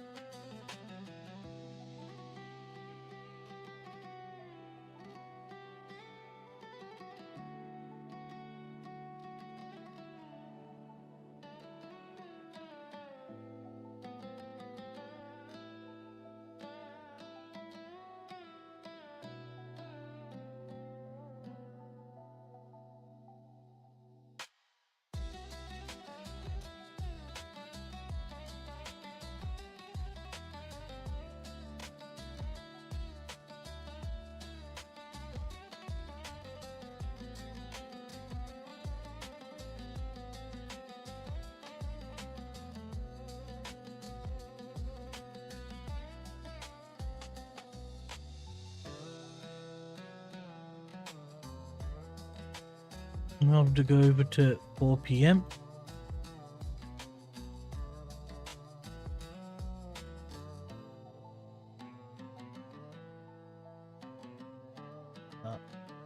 And you can get rid of that too.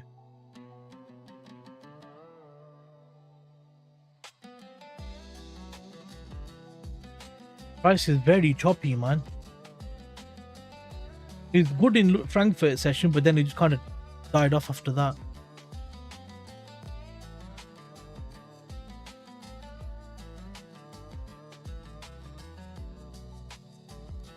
What about gold and silver? You went buys on gold, innit? Oh. You took buys on gold, didn't you?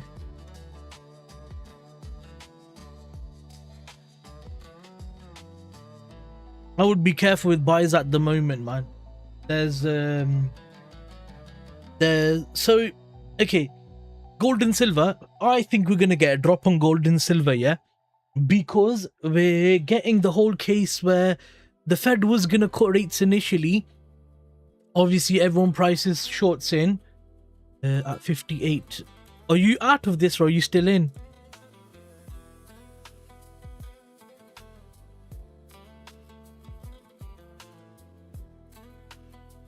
About here, innit? There. I'm guessing you're out then because that's 250 pip SL.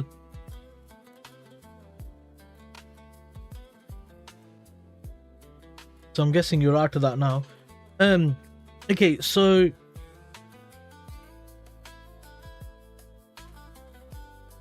I'm gonna do it more of a questions based style. You know, if the Fed wants to do rate cuts, yeah, what does that do to the dollar?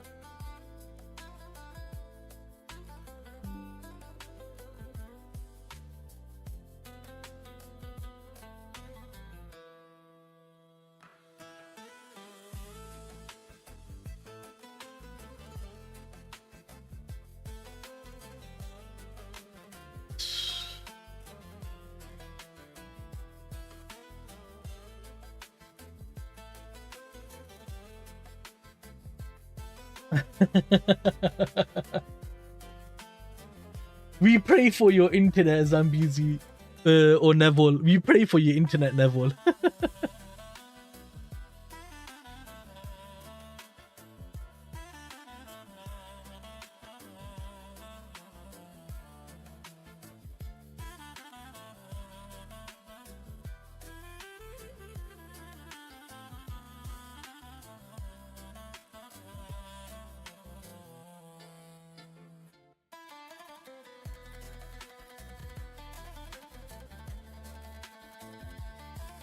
Rate quote weak dollar, exactly. Now, if the narrative starts to shift, yeah, from what was it? It was like 2 or 3 rate cuts in 2026, yeah. To the possibility of one potential hike, how big of a shift is that? From having new Fed boss isn't that much of a problem. Is the consensus overall, yeah? If you had the general consensus being around 2 to 3 rate cuts, then shifting into potential one hike in this year, how big of a swing is that?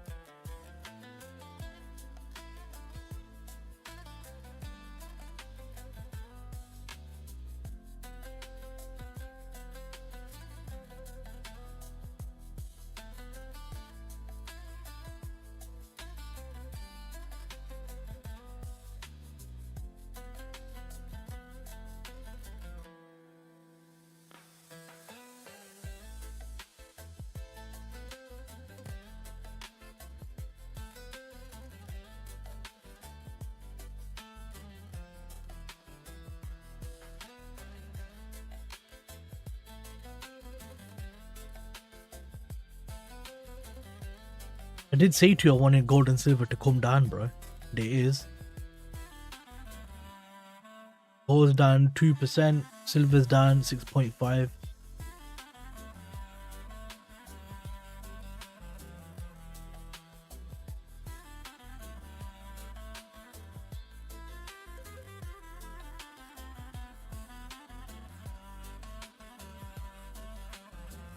Take your time, there's no rush.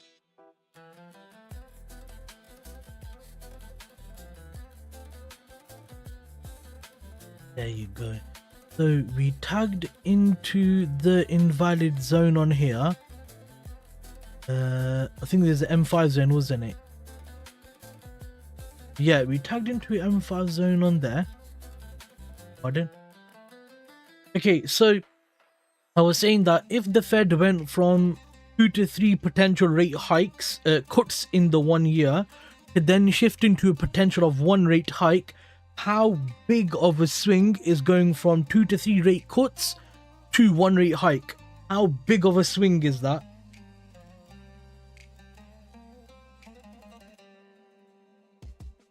Meaning, how drastic of a move is that? You get what I mean?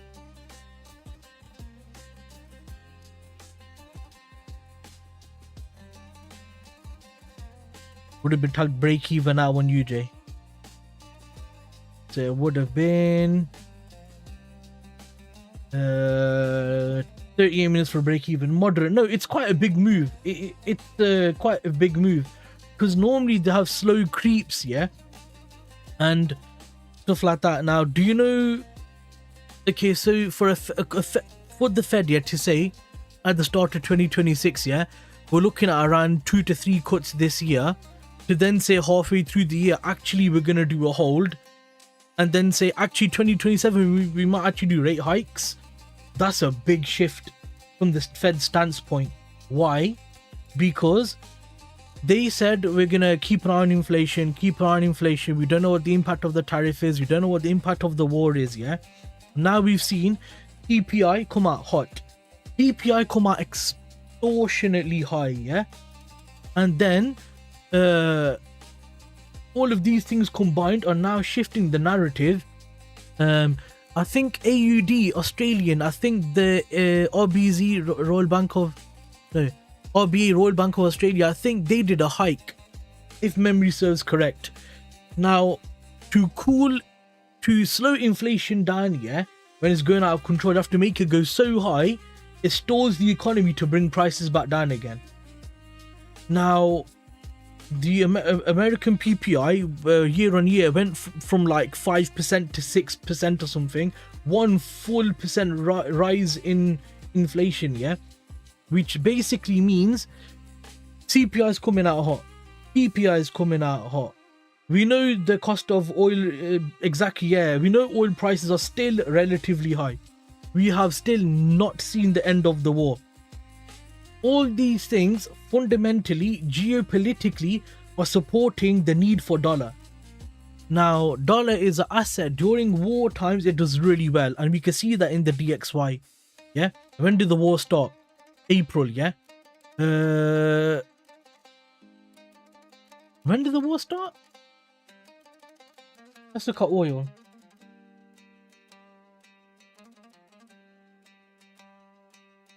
Start of March, 2nd of March. Yeah. So 2nd of March, we seen price on DXY fly all the way up, yeah, 3%. People were getting in on there. Then the war lasted pretty much a month before we started having negotiations and all these issues and stuff like that. Yeah, we've been negotiating for a while now, apparently. We had a full-on war for that period of time. Technicals lined up with that beautifully as well, yeah. And now that we see the negotiations start to occur, we've seen the dollar sell off. Why? Because the dollar was having low inflation.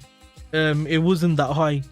I think inflation over here was like 2.5%. I think it was about 3% or something like that. Inflation was around this time of mid to late March, I think, which wasn't that bad. The economy was looking that good. There's nothing to say it's a strong economy. Everything was saying it's gonna go. It's gonna be the case of we're gonna get another leg down potentially to 97, 96 for the dollar, but then the war kicked in. So dollar gets bought during war. Oil prices related to the war because it's oil-based war. USA is one of the biggest suppliers of oil, if not the biggest supplier of oil, or has the biggest reserve of oil. I think it's north of 500 billion barrels. Something like that. No, 500 million reserves? No, billion. I think it's billion. Anyway, of oil, yeah? So then you put these three factors in as to the dollar, the economy, yes, it wasn't looking that good before. Before it wasn't looking that good, but then it's strong because of the war. We got negotiations coming in, which is pulling money out of the dollar because of its weakness, initially pre-war, so it's coming back into that pre-war mentality. You got inflation starting to creep up on CPI from tariffs and from the war.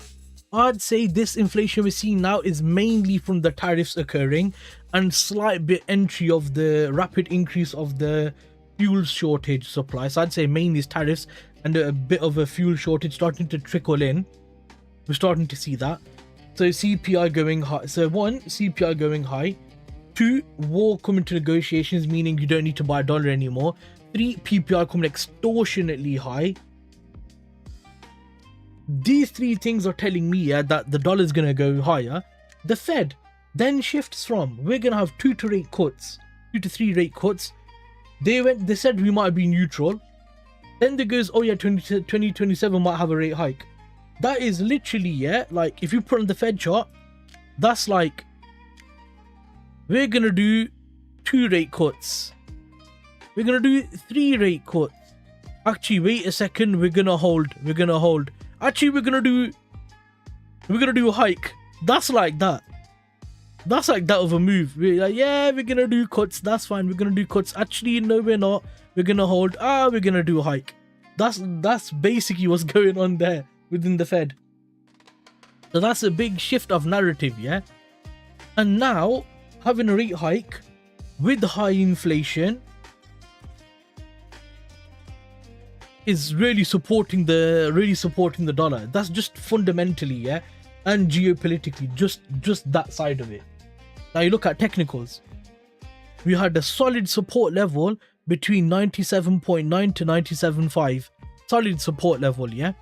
Price comes straight into that level not long after we've had this narrative shift. And look at that, we're starting to see hard price rallying off at the back of this now. If the war restarts again, I am telling you, if the war restarts again, dollar's gonna rocket even more. Easy 101.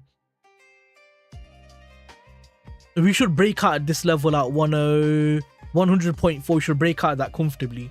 I'd see price potential coming to retest the 101.8 level if the war restarts again. Because then you're gonna have high inflation, war restarted again, the Fed wants to do rate hikes, all of it is saying buy dollar because it's gonna go higher and higher and higher. All of it is pointing towards that. You can't sell the dollar in that situation. There's no narrative to say sell the dollar at that point at all. Even technicals are gonna get absolutely annihilated at that point.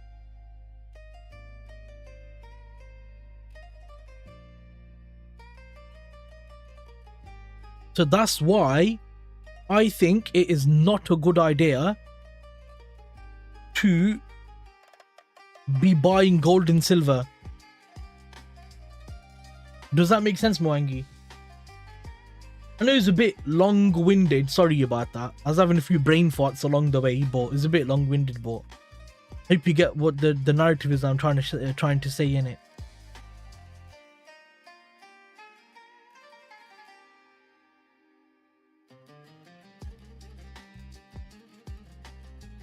And you can even see that in the charts as well. Let's go to the charts on gold. So we've had 1, 2. Let's look at since Tuesday. Yeah, it's Tuesday. I got the doji. Wednesday we started to see the selling pressure coming in.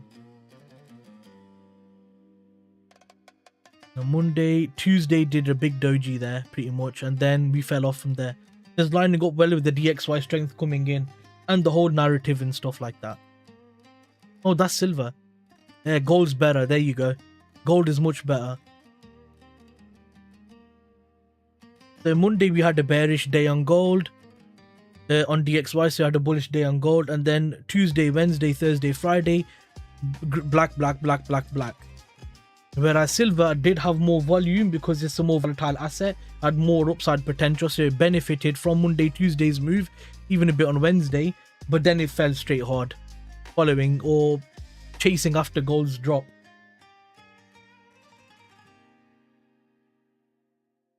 I don't know if that's beneficial to you or not.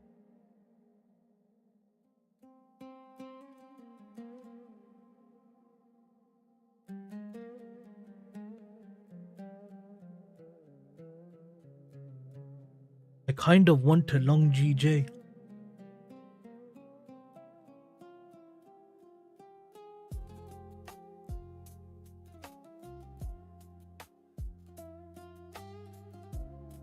So yeah, hopefully that made sense. If not, thank you for your time.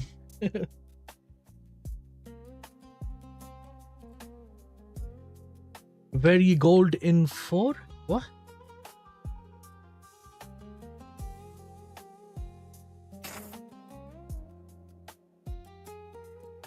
It's informative for a bunch of things. It's informative for oil, because you're trading oil in USD. It's informative for the Forex market. It's informative for currencies and commodities. Like, all the metals are gonna suffer. Let's have a look at all the metals, bro. I bet all the metals are down hard. Oh, the bonds are up as well. Oh, here's another thing. Do you look at the bonds and yields and stuff like that? That's kind of the forecast in it, yeah, as to if the Fed's gonna do a hike or a cut.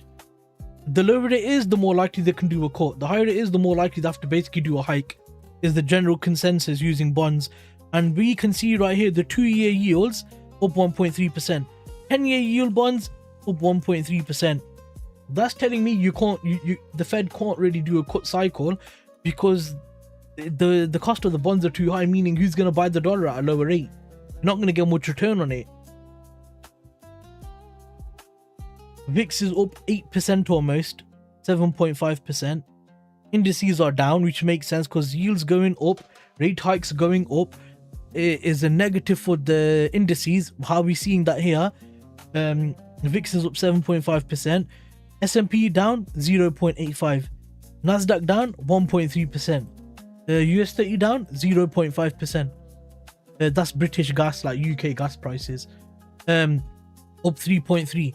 Okay, so palladium down 1.1%, platinum down 2%, oil crude up 2.5%, Brent up 2.1%. That's telling us that we're not going to potentially see end to the war yet. I think that means there's still going to be more escalations and more negotiations going on. If the actual war was to come to an end, I would expect a drop to at least 70 on crude. I'd expect crude to hit at least 70, 75 if there's an actual end to the war. Pre-war was 65, so I don't mind being slightly higher because you did burn about 20% of the world's oil supply. So if oil drops to around 70, 75, that is to me saying the market has literally said the war's come to an end. We fully accepted it. We're still within 100. That's still saying we're not too sure what's going on. Bitcoin down 1%, ETH down 1.8%. All this makes sense. All of it does with DXY because it links to absolutely everything.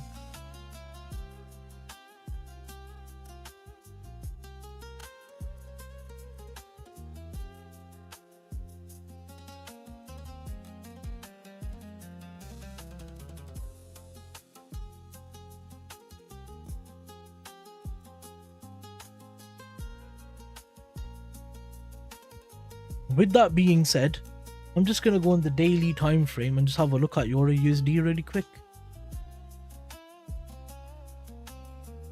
Get dragged all the way out now to the end of June, I'm guessing. Why not get a bloody...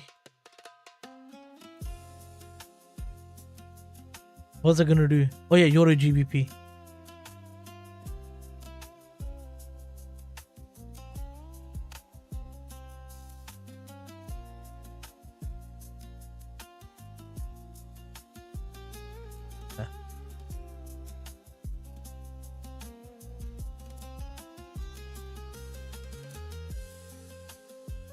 And I want to clone another one.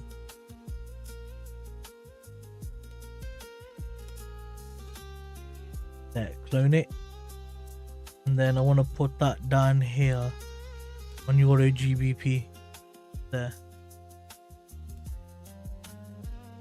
I've still got all my limits on here as well.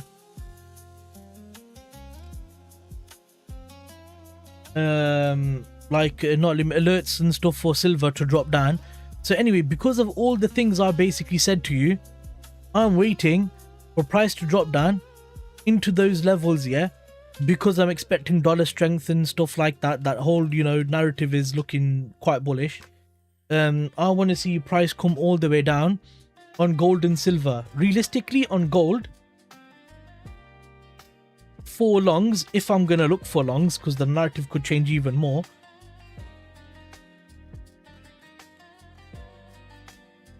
I don't know if it's going to come back down to 4,000. I would prefer gold comes back down to 4,000, but I don't know if it will.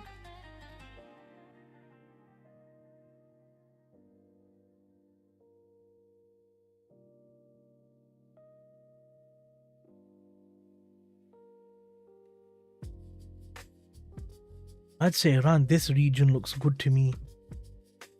So 4,500 to 4,350 is where I probably want to go into buys. But then that's still an ultimate discount, yeah, of around 20% on gold. So probably take a stab around there, see how the fundamentals look, see what's going on with the geopolitics again. Because obviously,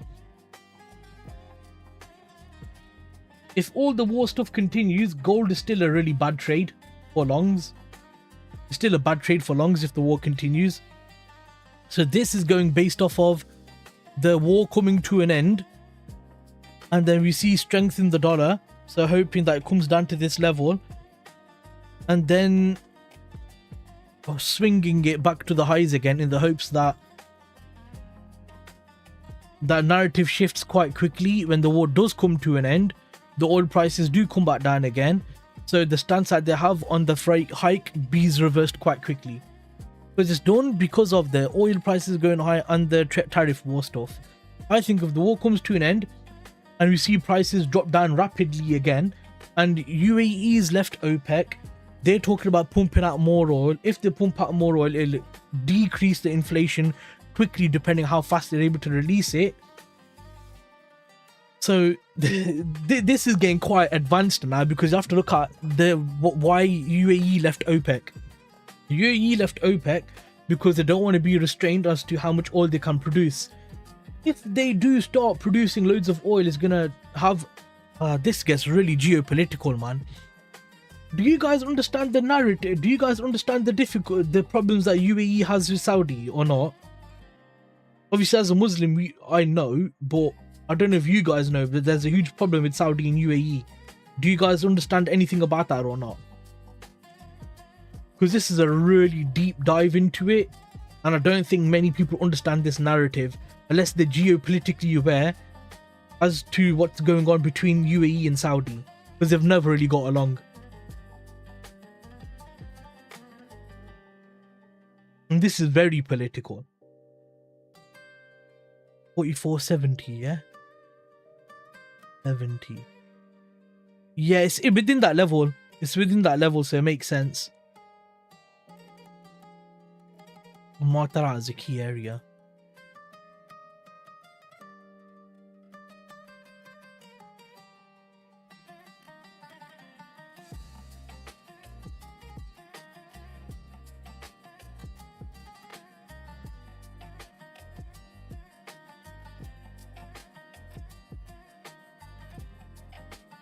And then silver on daily, 4 hour even. Silver on 4 hour, I'm just hoping it dips back down to that 65. So if gold goes down to, if gold dips down to here, yeah, bro, silver's easy dipping down here, easy, like 60-65 levels, easily, because it is double the volume of gold, isn't it? So if gold comes back down to, let's say 21%, yeah, I'm expecting silver to do about 45%, which is 65. Yeah, so as long as silver comes around to that sort of level again, I'm going to start buying physical silver on my personal account, or trading like swing position, holding it.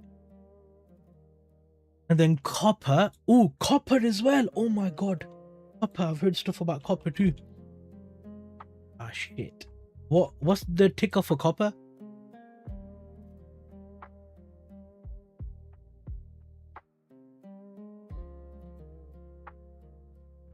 XAUUSD.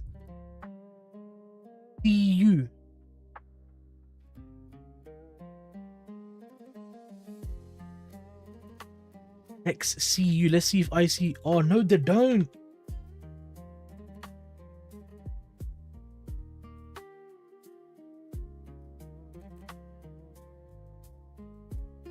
They don't have copper. I mean, I would have bought copper as well. Apparently copper is going to go through the roof, bro. Copper is, because there's a mine, there's a copper mine in Indonesia, and there's been oil restraint related issues. If you look at copper pricing, look at that, copper's gone flying up, bro. Literally, copper's up on a mad one.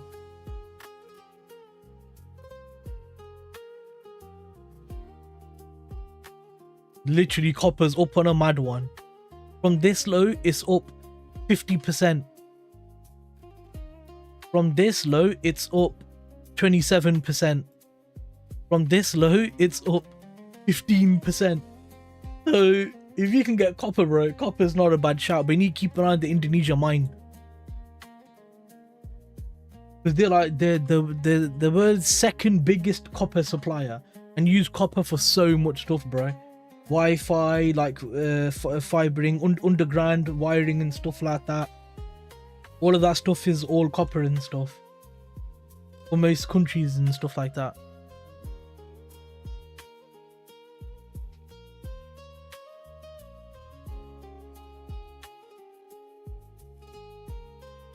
So yeah, big drops. I'm waiting for big drops.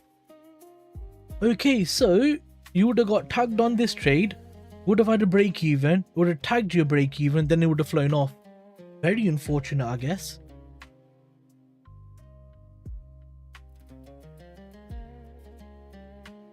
Alright boys, I think we're done, man. I have to wait for New York, innit? I don't think much more is gonna happen. Yeah. I think DXY is gonna come back up to this level, 99.5 to 100.4.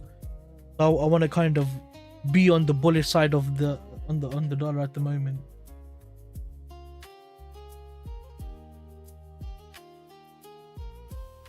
First leg. Trap London as usual. Frankfurt was good. That Frankfurt move was good, you know. But obviously after that it was bad. But you know what it is, Mwangi? The reason we got crap London is there's just too much going on in the markets right now. There's just so much going on at the moment, you know. I was trading yesterday in New York session. I was sat there and it was horrendous, bro.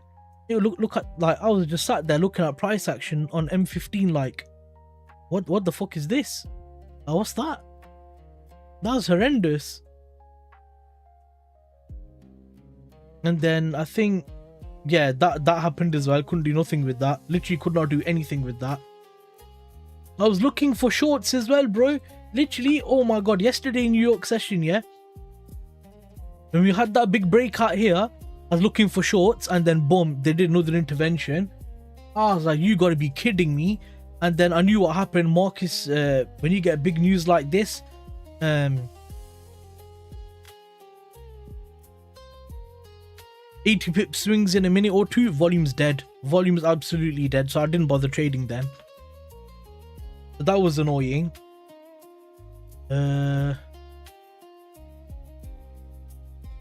Yeah, that's it really.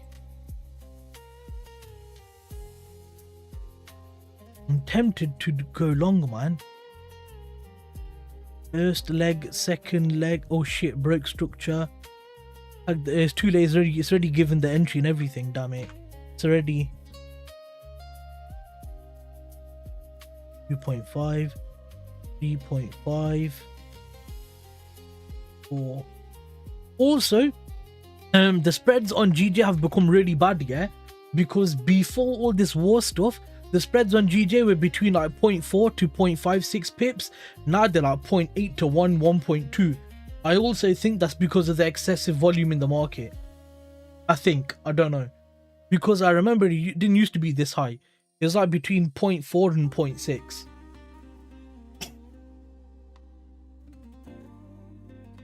I swear, if that tags and gives a break even now, I'm just gonna give up.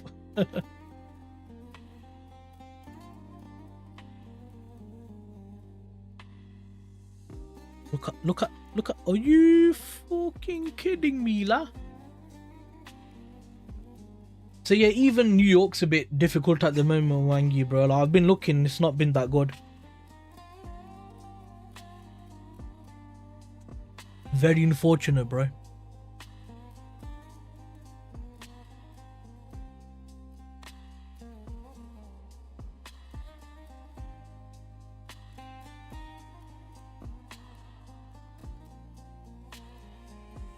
There you go. So first leg, second leg broke structure here. Here's the deepest, the most recent demand zone. Would that have tagged though? 5, 6. Ooh.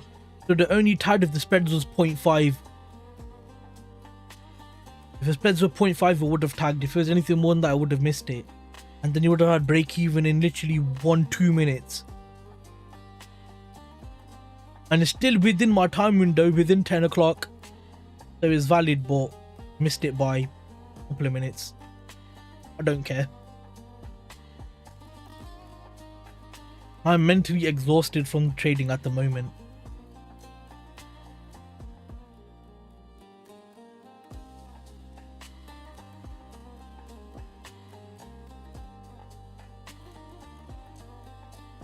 I'm gonna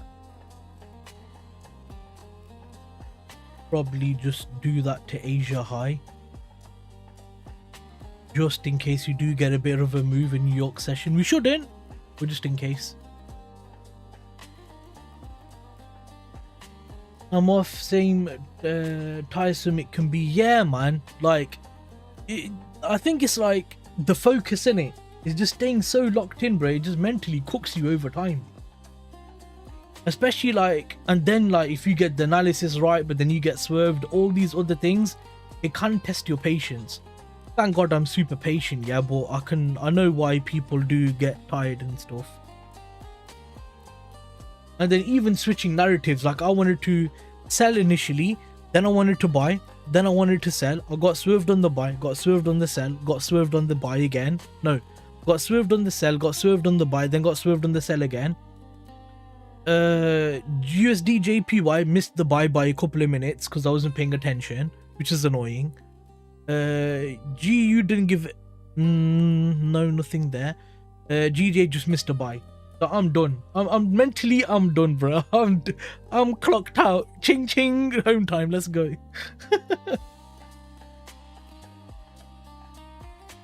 So yeah. Swerved left, swerved right. I swear down, that's the one shit thing, yeah. But this is what I was saying, Mwangi. I was thinking about it. Next year or after, like, I'm thinking, so basically after August this year, I'm gonna stop trading New York session because I've done 1 year of August trading and I've basically made 7.7% on the account. But I've not traded much at all because I've been, bro, from August when I made this demo account that I'm trading on here for my thingy, I've hardly traded any months because the market's been so shit. So shit. I traded August, September, October, November. Didn't trade December, didn't trade January. I took one trade. No trade February, no trade March. Only April I took. What was it? I took trades in March, May, innit? I took trades in early May, or was it April? Yeah, end of April I took 3 trades. That was it. I've not had much trades in the last 1 year from August to August. So I might stream New York session for 1 year. And whilst I'm streaming New York, I might then start doing buy stop testing with my strategy. Just do back testing and figuring out what the data looks like for buy stops and sell stops. If it breaks structure, it just triggers a buy automatically and I don't have to wait for getting swerved and all that stupid shit that happens. But it means the SL is going to be huge. It might be like a 5 to 10 pip SL and just target 1 to 2, 1 to 3. But if I can get that strategy with the 70 to 80% win rate, that's still fair. That's still profitable and stuff like that. That way it allows me to trade M1 and then M1 with the buy stop or a breakout style entry. I've got 2 options there. It means I have to change the complete way I risk everything, because then I might have to do the buy limit, the buy stop first with the reduced risk. In the chance if it does pull back, I can use the rest of the risk for the initial entry I wanted to take on the pullback. That would then put me into 2 trades per asset. So I have to split the 1/4% risk to half of a quarter basically. But if the buy stop has a higher win rate, I could go up to 0.5%. Yeah, I'll have to think about how the risk's gonna work out with that whole strategy and stuff. Because if it does have a higher win rate, if it does, then naturally you could risk higher. I wouldn't have to do 1/4% anymore. I could do 0.5% risk on that edge. Because with M1, it's between 40 and 60. 4% is much more safer. If I can get anywhere from like 60 to 75% with the buy stop, then it's easy to just do 0.5% risk. Maybe 1%. Maybe. Or just 3.5%. 3/4%. Anyway, thanks boys for coming. Do me a favor, hit like if you haven't. If you have, I appreciate you guys. It's an okay stream, I guess. We spoke about good stuff. Had really good conversations about the fundamentals and stuff like that, which I enjoyed.